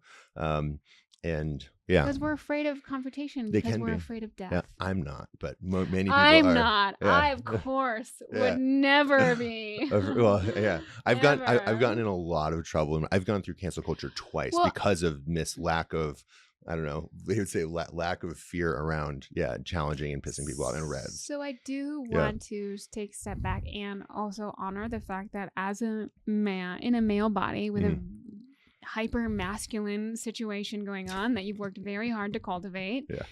I understand that the stakes are higher for you. Yeah. Which is why, as in my body, and again, I worked in rape crisis counseling centers, right? I have taught thousands of kindergartners through high schoolers about child sexual assault prevention and have had to take child, reports, and I've worked in abortion, you know what I mean? Yeah. Abortion clinics as counselors. Like, I have seen the depth of with female suffering and female rage. Yeah. And I don't think, and so like when Me Too came out, I worked at a rape crisis counseling center. Mm-hmm. And the thing that I saw at the rape crisis counseling center in Chicago was a complete and utter disinterest and blind spot to the experience of a man or whoever the predator was. Generally, they're men. And so they are a predator. They are labeled as a predator. No, we don't give a fuck what the predator wants. We only care what the victim wants because we're trying to use what you'd say, like, we're trying to use the master's tool to dismantle the monster's house, which is like a anti-racism quote. And so they're trying to fight fire with fire because the legal systems, the court systems, all are so unbalanced. So let's try to use that same unbalancing to correct it. And I just remember thinking, this is fucking bullshit. Like, I hate this. It made me so angry. Like, yes, I want to be so clued in on the survivor's experience. And also, what's the root cause here? Maybe we should look at if all of the men are, if there's like all of the men are like evil and hurting the women. Sorry for bumping the microphone. Then shouldn't we actually take a look at the pain of men? Like, can't we, I mean, this is also IFS, like if there's a protector in exile, heal the exile. Like, the protector's just one stop away from the actual exile. And maybe we should be with the exile, the masculine, the burden of masculinity. And this is why, once again, great commercial for my services. Hello. I do virtual and in person, is being with the pain of the man, and being in a female body that's Eurocentrically attractive, all the little things, right, that make this like, ooh, pretty face, pretty eyes, like let me fly to moth to a flame situation, is being like, okay, it's now time for you to let go. It's now time for you to be with your pain, your grief, your anger, your abandonment, all of these things.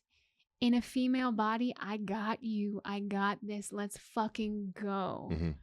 And I just don't think that most women understand that's a need. You know, on Babe Philosophy, Live Wickedly asked you, how do I help men? And you were like, well, first of all, stop trying to help people because, like, you're not a savior. You're not God. That's what I interpret your first response with. And then you were like, be in your spine. And it's just like, if you want to help men, if you want to like help, or you want to be with men or support the healing of the masculine, women from a female, and this is very like archetypical man, woman, and heterosexual dynamic, women, find your own masculine in the softness of your masculine. Yeah, that one, I think. Yeah. Find this, and not in a defensive way, as in like, find your masculine. Like, my masculine is so strong because it is connected to spirit and it's connected to this earth. My masculine is so strong because it's the structure between heaven and earth. And that's all it has to be. It's just the connection. And then my feminine gets to flow in and out. And I got lots of room to grow. My feminine still needs a lot of work, and my masculine is still trying to structure all of these things. You can maximize your optimization. I'm working on it, man. I'm optimized, man. But ultimately, like, because I have such a strong masculine I've made peace with, and because I am so devoted to the feminine in all beings, my masculine can hold your feminine. Because we'll also set a timer. Right? For my masculine can hold your feminine for my 1.5-hour session with you, for my 3-hour session with you, whatever that looks like. Because anyone can do anything if they have the amount of time. And then after that, then we can come back into resonance. We can back to colleagues, to friends, or whatever. But that sacred time. And I just don't think many women really understand how pleasurable that is. how deeply and what it means to create the universe for both you and a person in a male body. How can you then resource, educate, and equip women to do that, both in partnership with their partners and when they are single looking for a partner to do the work? So kind of like two tracks there. One, someone's in a stable relationship, hopefully stable. And then two, someone's single looking for that stable relationship, doing, their own work. I think the first thing is like really understanding that this is something they want. Okay. Most women don't. So this goes back to your question. Some people want to just roll their blanket of fuck you or whatever. Yeah. Or just like the idea of being a dom. Yeah. The idea of making the decisions for another person. The Mhm. idea of creating your own universe. The Mhm. idea of following your flow. Is it something you really want? Because a lot of women are terrified. Yeah. A lot of people, not just women, a lot of people are terrified of that, because I've got lots of men who are people pleasers and who are terrified of taking control because they're terrified of being a predator. Do you know what I mean? Yep. It's like everyone is trying to brace on top of another. That bracing is which causes the pain. It's really, if we're down with the exile, yeah, how are we doing? Yeah, we're good. Yeah, we should. Yeah. It's a good conversation. Yeah. So it's just like, just be with the exile. Just be with the core thing first. Yeah. Which is what everything that I do. It's just like, I love to fucking trigger you. Let's Yeah. fucking trigger you, because then we can be with the core thing, and then Yeah. I can love your core thing, and then I want you to trigger me so that you can love my core thing. Mhm. Speaking of, can we take this? I have something I want to share with you. Please. Let's take a breath first.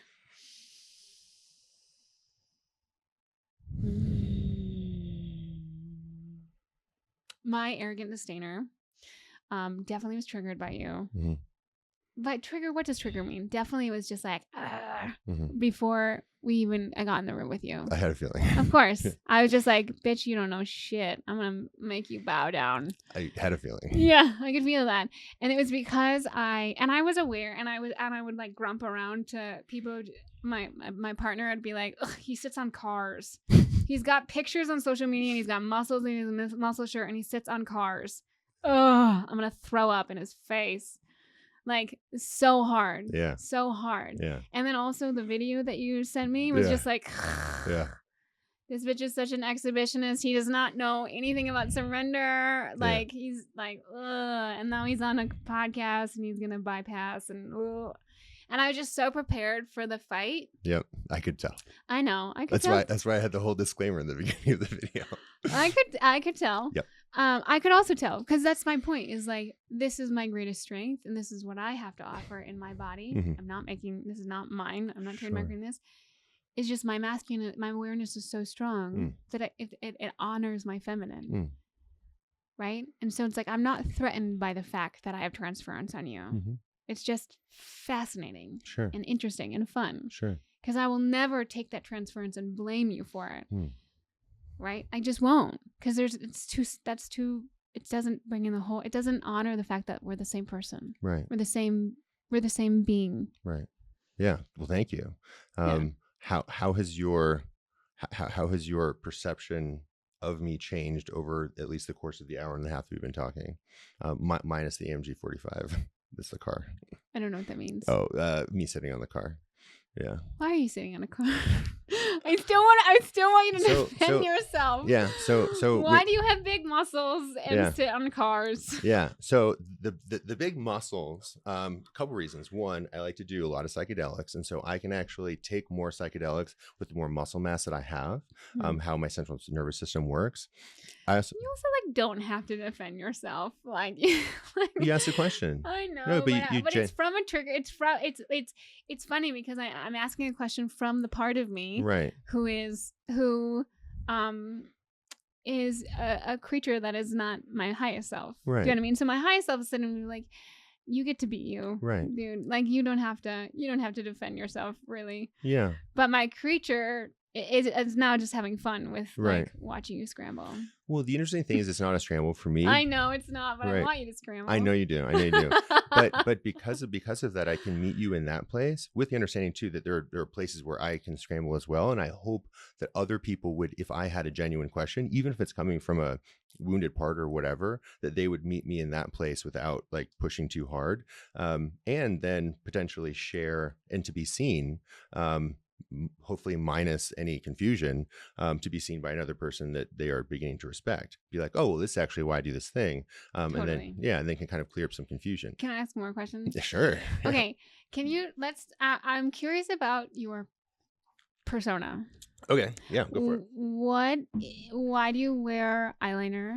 Oh, I don't wear eyeliners, just tattoos. Why do you have tattoos around your eyes? I have tattoos around my eyes for several reasons. So I was a Dungeons and Dragons stage performer. So I would go on stage, and I had an entire character that I created. I ran a company that we made OGL, open gaming license D&D content. Basically, we were able to use Dungeons and Dragons stuff without paying them money. It's a legal thing. I had a character that I made first as a constructed archetype of kind of who and what I would be if I could do anything. This character's name was Vajra Ajay Viendra. And pretty fucking cool in my opinion. People loved it.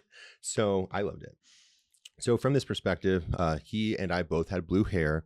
There's this, you're familiar with cosplay, right? Mm-hmm. So in a lot of aspects of like Tantra yoga, you will do deity yoga. You'll take a deity inside of yourself and you'll be Yama. You'll be, Krishna. You'll be whoever you want. Well, you can create an actual like, there's a word for it in Greek. I don't remember what it is right now, or an ergogore of that thing, right? I don't know if you're familiar with ergogores, but this country would have an ergogore. Karma yoga would have an ergogore. So you can create this thing and then have it inhabit your body. Okay, cool. It's still separate from you. I went through cancel culture. My company went down, got divorced, went through another cancer. It was crazy. Like everything shifted. And I, for a time, just like disconnected from social media, disconnected from everything. Still had my tattoos. I love my tattoos.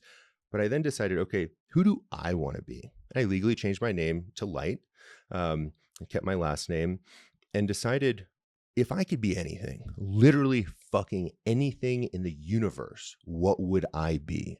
How would I like to look? How would I like to talk? How would I like to show up? How would I like to choose? How can I optimize or maximize for just being in the world? And I was like, well, I'd like to be strong. I'd like to look good. I'd like to be well-spoken, hopefully be respected and trustworthy, and be like really fucking dangerous. And I am. I'm a professional martial artist. I'm really fucking dangerous. In this room, I'm the most dangerous thing here. Like without a question, probably in the building. That's subjective what danger means. Well, there are a lot of ways of danger too. Because my dom is just like, okay. Right. And right. Predators, there are different types of predators, yeah, right? Okay. And so the reason that I have these things, it was interesting. I was in therapy. I love therapy, done a lot of therapy. And when I got my head tattoos, the guy was like, why did you do that to your head? Not exactly a great way to ask that question. I think he was judging me. It's fine. And just to clarify, I'm not really judging you, but I want to be judging you. It's okay. You can judge me. Yeah. A lot of people judge me all the time. Like I'm like not like my higher self is like, I'm not really, but yeah. I want to play with judging you. I find a lot of the people that judge me, usually they're transferring because either obviously that's what judgment is, and there's usually something they want there, either to embody that themselves, and some I don't want to like read into it. I don't know why you're judging me, but there's usually some sort of I'll tell you afterwards. Okay. So the reason that I have these eyeliner tattoos, one, it saves me time. I don't have to apply it. But two, it is also like an alchemical for me sigil. So this is all Sanskrit, and I have Sanskrit here. Large tattoo. It's all actually very spiritual. And so for me, and it's the same reason I have a tattoo over my Ajna chakra. They have actual like psycho-spiritual like meaning for me. It's why we used to, way back many generations, tattoo our body and use body art to put sigils into our bodies. And so there's an actual like spiritual correlate. Same with all the jewelry I wear. So the triloka, it's the trident. This necklace means something to me. This bracelet means something to me. So they're all actually like magical tools for me. And I have harmonic resonance with those. very much like a video game character. Now, am I like levitating this coffee cup? No. However, I can root in these things what they mean for me. And let's say I get a little overwhelmed. I can take that deep breath and then remember, okay, this bracelet is very, very, very specific. The person who gave it to me knows exactly like the whole lineage to it. And I haven't really told a lot of people about it. Same with this one. And I can become inspired by those things. So what does it feel? What does your eye makeup feel like? Eye tattoos. Feel like from this perspective of being able. Yeah, what's it feel like? Yeah. It's a signify. Can we take a breath? And Sure. slow down? And can you? And I would actually like just like the transmission of it. Sure. If it through the felt sensation.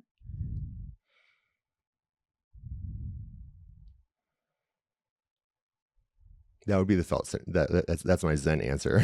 Yeah, it's quick, but.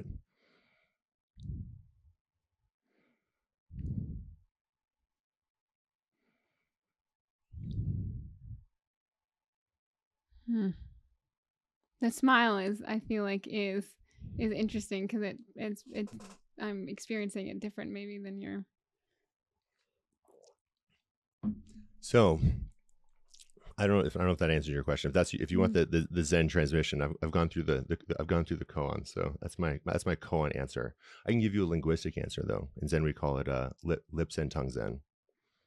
I'm less interested in that. Oh, okay. Well, Yeah. But I appreciate it. Thank you for sharing that. I can feel the care and the depth and the intention that you bring to it. Yeah. Which is what I think ultimately you wanted to share with me. Yeah. Yeah. And that that every step of your being wants intention so as to not waste this life. It's like who do you choose to be?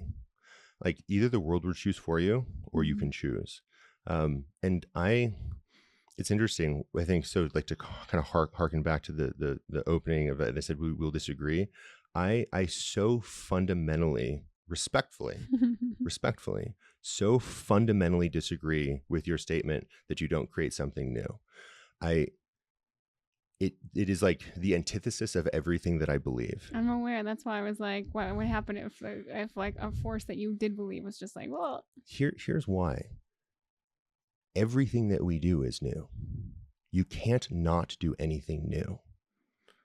And we can, like, in my opinion, hide behind platitudes of this person said this. No, they didn't. No one's had this conversation ever. Right, because if you put all of these factors on top of each other, space, time, location, like no one's ever had this conversation in 2026 on January, blah, blah, blah, with the air molecules that we're breathing. But that makes everything intrinsically, objectively, terrifyingly beautiful. Seriously, this is what I believe. Like, terrifyingly beautiful everything. Like, to my childhood trauma, that's beautiful. Right? Yeah, of course. Like I also work with gang rape victims and and I can think about it and I'll get like fucking angry. And satanic ritual abuse victims, it's the worst. They induce identity dissociative identity disorder. Are you familiar with satanic ritual abuse? It's the worst. And I work with people that come out of that, and to be able to view people inducing DID in a small child and then turning them into a predator. I've not gone through that, but I've worked with people. Is you almost have to like bow down to the expertise of these predators. It's wild. Yeah. Wild. Yeah. And that to an ever expanding, infinitely expanding universe is beautiful. However, I don't find it beautiful. I, Lightstone, do not find it beautiful. And so I optimize for what I feel to be beautiful. So because of that, we can choose how we want to show up in the world. And I choose to manifest this way, but it's a choice. Otherwise, the world will choose for us. And so, I guess, the question I would ask everyone to do, you too, is like to be intentional with our choice-making matrix. So we show up so fully to hopefully create something new that is beautiful for you and the other people that you want to co-create joy with. If you could give what you're feeling right now a noise, what would it be? It would be very loud, and I don't want to Can you? Just give me a taste. I don't know if I feel comfortable enough doing it, to be very honest. That would be an edge for me. Yeah, that would be an edge for me. Yeah, it would be a primal roar that would probably involve flipping the table. Yeah, and so I will self-modulate in this moment. I have to do a lot of that, to be very honest. I have to do a lot of that. Yeah, and what would it be like if you had some space I to do, not? I do. It's why these young women fall in love with me, and then we have issues because for me in the like the sanctity of the sexual container of the bedroom, there is that safe space, at least that I've encountered, where I Yeah. can be fully present and people can be open and people can really truly be themselves and then melt into connection. But you also are saying that that's a space that you can find a lot of danger in. I don't find any danger there. No, I mean like in terms of, you know, like you have to be very careful because things can happen that you don't intend them to happen. But it's also like when we're cutting food, you have to be careful with the knife, otherwise you'll cut your fingers. Yeah. It's interesting because I could feel I could feel it raging in your body, Mm-hmm. right? I believe it's like, oh, we're in a different realm now. I could Mm-hmm. feel that, and just like Yeah. Yeah. Yeah. Yeah, it's real. right. But it's funny because I understand that then everything had to get filtered, like squeezed down, so that it could come out into words. Yeah. So it could come out through the stream of like conscious words. Right. And it's interesting because what I feel in that is like such a bottleneck. It just Yeah. it felt, and I was just like, "Ooh, can we just be real? Because words are so right. They're like we want to use them. They're precise. It's the way we communicate. But there's so much more communication than Right. happens. And I'm just like, ooh, can we just like let the feminine have a little space now? Because that's what your feminine was just like. Right. So someone who is so oftenly judged, and again, I've got big head tattoos, I've got big muscles, drive a Mercedes and I wear muscle, skin tight muscle shirt all the time. Someone who is so oftenly judged usually doesn't want to then show things to other people in fear of further judgment. And I think that's the thing that I would want to support you with. Yeah. I've also been through cancel culture twice, and I've had people actively try to ruin my life twice. Okay, do you want to play Oppression Olympics? I have people had death threats of me. Me too. Right, so like we're on. I understand that. I've been on national news. Yeah. People wanting to kill me. Yeah. I've had my own FBI agent. I mean, I hear you. I'm right with you. Okay. And I also think there's something here for you. I'm not disagreeing with you. Yeah, I also think that allowing that a different space to be held. Yeah. There's freedom, and especially in a male body, in a male body that can be perceived as so threatening. Yeah, I totally agree with everything you're saying. And I think for me, I'm finding how to do that in a healthy way. Yeah. Think about like as a beacon, right? So I love the concept of light. I love the name light.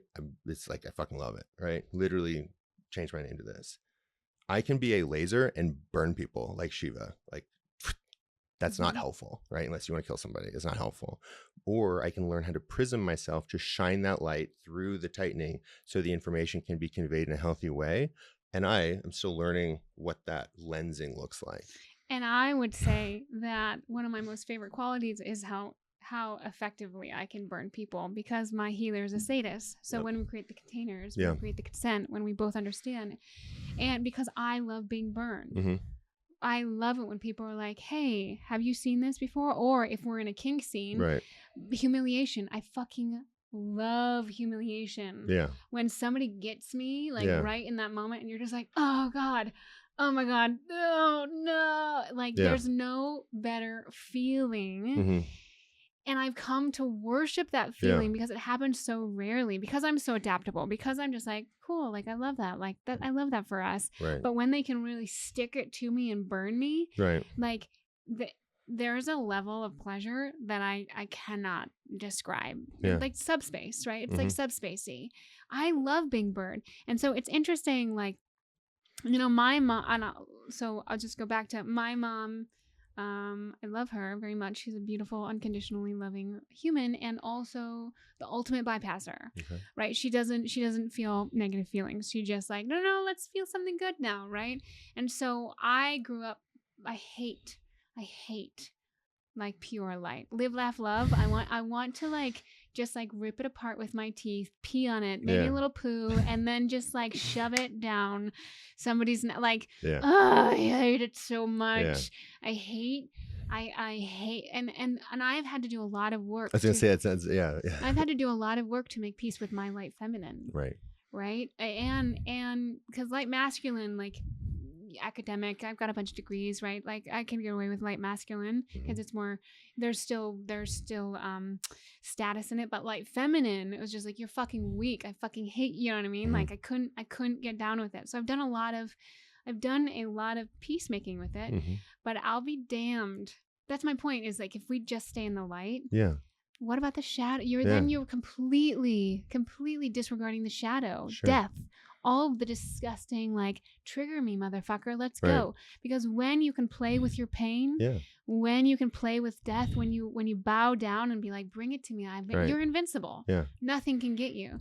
So like the idea of just staying in the light, and the idea of not letting your laser come out, what a travesty to all of us. I totally agree. And I mean, that is like the whole purpose of CNC.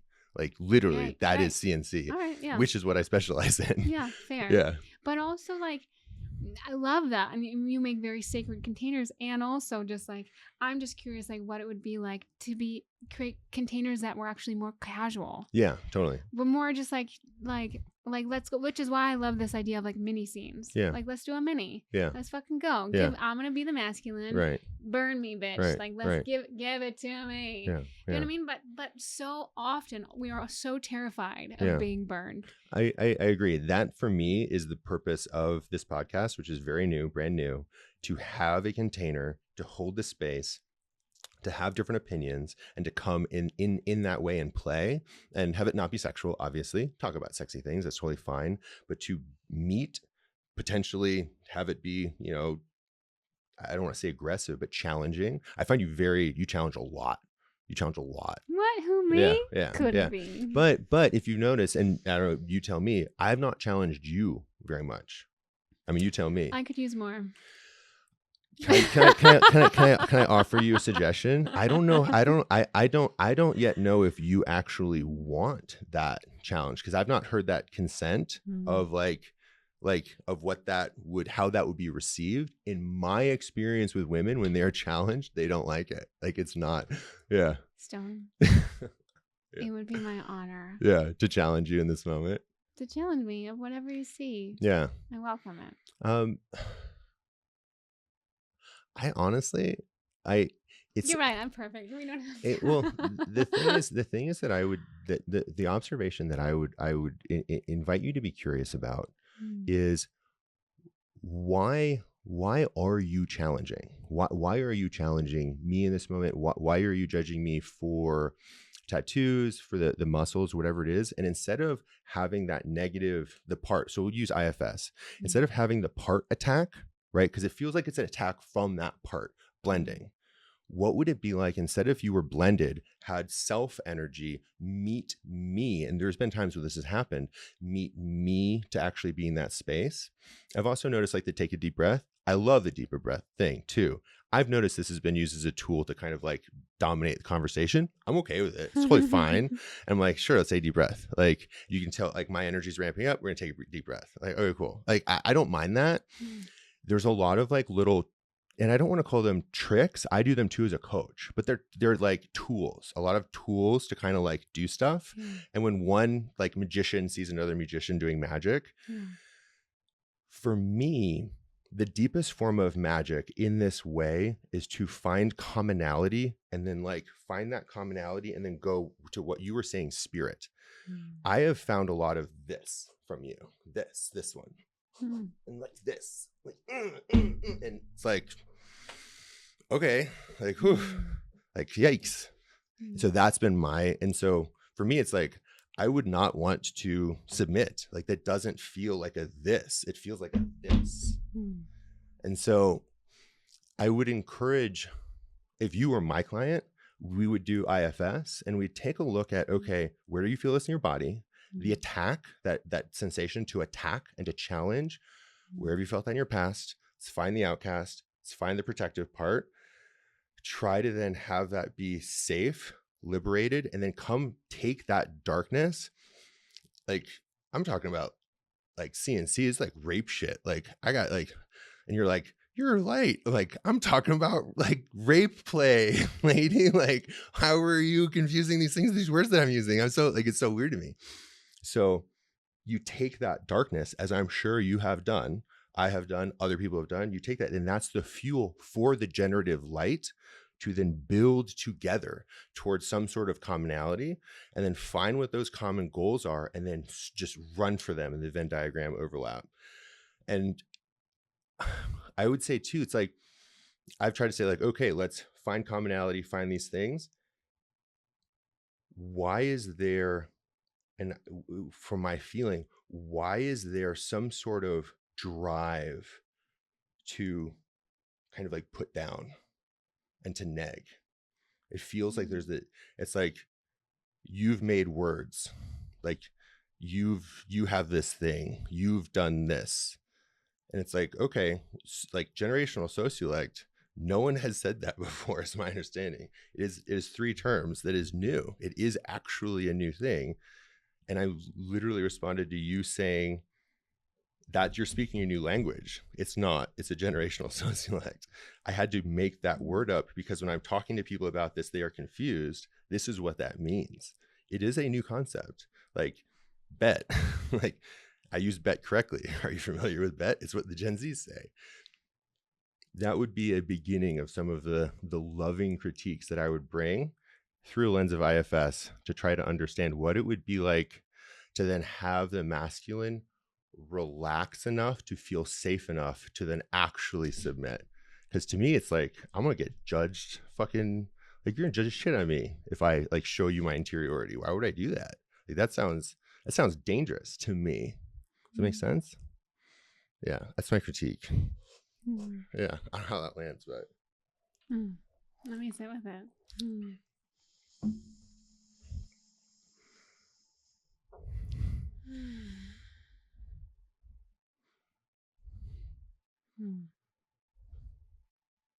Thank you. And I so deeply respect you and want to be your friend and want to be your colleague. So it's not like a push away. That to me is a come closer, if that makes sense. I feel it. That's my point. Is like, this is like, you just gave me a gift. Thank you. I love it. I'm honored. I'm honored. I love it. And I love it. There's no and or buts. It's just like, I love it. How fun. And I can tell you, I know exactly where it's coming from. I know exactly what's going. And that's why I wanted to reveal myself as like judging you. And that's why I wanted to go into the creature. Is because like, this is present here. And I don't want to just like be in the mean whatever as like a mini scene. But like totally I don't like your muscles. They make me I feel when I see them that you don't know how to be with your heart. That's my judgment. So why do you think why would you think that muscles equate to not being able to be with one's heart? Right. So my creature is telling me. Right. So I love that.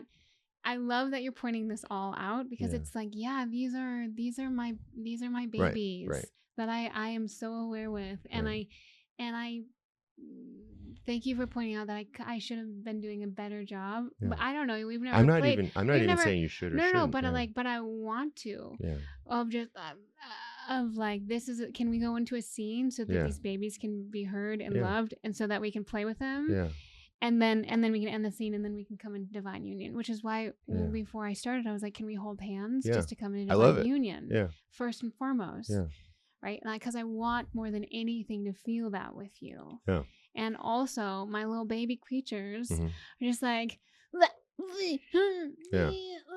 right. And so like, it makes sense that you're like, why are you attacking me? I just want to be your friend. And I'm like, but my babies want to be heard because you remind me of things that I didn't like in the past. Right. It's all transference. And that's the beauty of play and being able to play with people in healthy ways to learn about each other and ourselves. I think. And it's the beauty for you giving me your honest experience of me. Right. That's like, if we are not craving that from everyone else, that's why I can't stand just light work. Yeah. Because it's like, imagine this, but then we never got this. We never got you to be able to go into the dark or whatever that is, which is really just your honest. It would have been such an incomplete experience. Yeah. And now I feel so much softer because you saw all these parts of mine, which I was trying to give you them to in the beginning. You're doing great. I was trying to be like, these are the parts that are judging you. No, I appreciate it. Right? Like, let's play. Let's play. And then like, but the thing is like, what I would want more than anything is, and I love that you've brought up the part of just like, I'm using the breath as a control tool. Yes. And it's a time for me to come back to myself, or it's a time for me to reconnect with you. You're not wrong. Yeah. And that's the beauty of it, is you're not wrong, because I do speak really fast. And I literally tell my friends, if I'm speaking too quickly, please invite us both to take a breath. No, I literally tell that to people. Yeah, but you're right. There is a little bit of, a bit. I 100%. totally love it. I totally love it. Call me out, dude. Yeah. That's completely true. That's completely, and it's because it's just like, okay, you're a representation of the thing that I am not sure about. And then we're also in a fancy recording space and there's lights and you have a bunch of followers. And it was like, okay, like, I don't know things too. Yeah. Right? Or how cool is it that you are doing such interesting things in your life that someone wants to talk to you and learn about themselves, learn about the feminine, and learn about, I consider myself a profoundly masculine dominant male, to learn what it might be like to even have the concept of submission, because mine was totally performative, as I sent you from that video, knowing that, voyeur. And I literally was like, yeah, I'll do it on stage, whatever, because it's not real. To be like, I am curious. Right. And the only I would love to learn from you, like, what a great compliment to you. Like, instead of, I don't know, whatever the other thing was. Totally. And I appreciate that. Yeah. And also, I just want to name that why I'm triggered by your performative, the concept of perception of your performative is because I don't like that myself. Okay. Yeah. Right. Like, that's always what it is. Yeah. It's because I grew up I was a performer. Yeah. And the performative aspect of, I had an eating disorder, for Jesus Christ, right? Of just like, let me try to make my body do these things. Right. Let me try to impress people. Like I told you, try to be intimidating. And it's taken so long. And so that's the part of myself that I know can get loose. But why not turn that into one of your greatest assets? Well, I do. I know, I've seen it, and yet then... but these parts will never go away. It's just about changing your relationship to them. Or IFS. That's why I love IFS. Yeah, healing, unburdening, and then, Totally. But also just changing, they can snap back whenever they want, right? Nope, not mine. They snap back. Oh, yeah, mine snap back. Oh. Not mine. There'd be bodies on the floor. There'd be dead people. Right. Well, you have, like, those are pretty severe consequences. Right. I guess, to make your creatures, like, stay in line. It's not stay in line. I will respectfully disagree with you. Yeah. And this is IFS. This is internal family systems therapy. That's what I used to. But so then let me critique you for a moment, if that's okay. Respectfully, as a colleague. They should not pop back in. That means that, in my professional opinion, that they are not healed. Mm-hmm. And if you are dealing, and I deal with predators, gang members, people done really bad shit, I cannot release them out into the wild if they are not healed. I am not doing my job. They are then dangerous. They have already committed crimes and gone to jail. And so those parts of them need to be healed, truly healed. And then when they enter into a situation which they're triggered, potentially seeing a young woman on the street by herself or whatever the fuck, or a kid, whatever, that part can't come back. It's already there. It has to be there, present. The part's right here. Blended, not in a bad way, harmonized with self, not as an outcast that gets to blend like this. It's right here. That's my perspective. And so that would be what I would offer to you from an IFS perspective. Those parts, they come in like this. And that's a truly unified system. There's harmony there. Appreciate that. Yeah. Because there's like murderers kill people. I've not killed anybody, but like they need to not kill people again. Otherwise they should be in jail. That is helpful. I mean, only if you don't like dead bodies. Yeah. But then you can't do that Zen thing. But then you can't do the Zen I thing. know. Come On that note, I feel like we can on. talk for forever, and we've already been going for a long time, which I love. Yeah. I think we just have to continue the conversation, both as friends and colleagues, and have you back again on the podcast. Sounds good. Yeah. Is there anything else? I almost feel like I like don't want to stop talking, but that's like me wanting to continue to play with you. Is there anything else that feels really important to share or talk about? And I have more gratitude that I will share as we close out, but I want to give you the opportunity to share. No, I'm just really appreciating you, and I'm sitting and feeling connected and close to you. Cool. And thank you for seeing all of my creatures and inviting them into a new place. And yeah, and I also really appreciate the integrity in which you walk with. And I know that's hard fought and won. And I see it. And I see also the softness there that fuels all of it. All of the muscles, all of the cars, all of the hoorah is like a deep loving heart. Yeah. Yeah. And it's like on another level too, I'm also so worried of hurting people because I have hurt people. Right. I haven't even done anything horrible, but like I've still hurt people. And I so deeply don't want to cause harm, as I'm sure you too. And so that intention, that's the constriction, and that's the like the bottlenecking. And to have a safe space, whether it's a friend, colleague, to be able to be open and raw with that. And I tried with this thing to give a little bit of what that expression would be. Like I didn't want to shout, but like I was like, okay, fine, I'll share a little bit, you know? But like I don't feel that safe around most people to share like that. And so thank you for creating a container of that. And I would say that's a testament to you and what you do in your work. And so, yeah, thank you for being here. And I've been interviewing a lot of people, and I do more conversation. I'm gonna be very honest. You're like the one wild card right now. Like, I really hope this goes well. But it could be terribly wrong. Well, and it's like, so how can I show up? I know no matter what, even if you storm out of this room, fucking like, I hate you, Lightstone, you're such an asshole, that I know, because you have stuff on social media and I know you through other people, that what you do in the world I respect. So it's like, I already know I respect this person. So how can I show up to signal that, to learn, and to not like fucking talk too much, right? So like, how much do you talk? And I was like, oh, well, probably too much, right? And so how can I then show up and then hopefully not like sabotage what could be a really cool friendship and professional connection with someone who's doing really important work that I don't really understand very well, to be very honest. Like male submission doesn't make a lot of sense to me. Yeah, I know. And it's like, wow, I want to learn that. My guess is, I don't want to like project on other people. My guess is a lot of guys don't understand this. And I think it's for the reasons that I discussed, that they don't feel safe, whatever. All I want, it's like so funny, all I want to do is fucking get married and just like fuck the same chick for the rest of my life. Like, and like really well. That's it. It's like, there's a song about this. It's called a Man in Finance. And it's like, she's listening. It goes, it's all I want. It's all I want. It's all I want. And to find that level of sacred union submission with that person will, I'm sure, require more work on myself, whether that's done with you, done with someone else, I don't know. But to have a conversation with you, like I've learned so much in this conversation. And so thank you. Yeah. Fucking rad. Yeah. High five. High five. Excellent. So where can people find you? It's like, now it's like, I feel it feels like so dirty. It's like, where can people find you on social media? I know. After very, very, I don't know, I would say very powerful connection.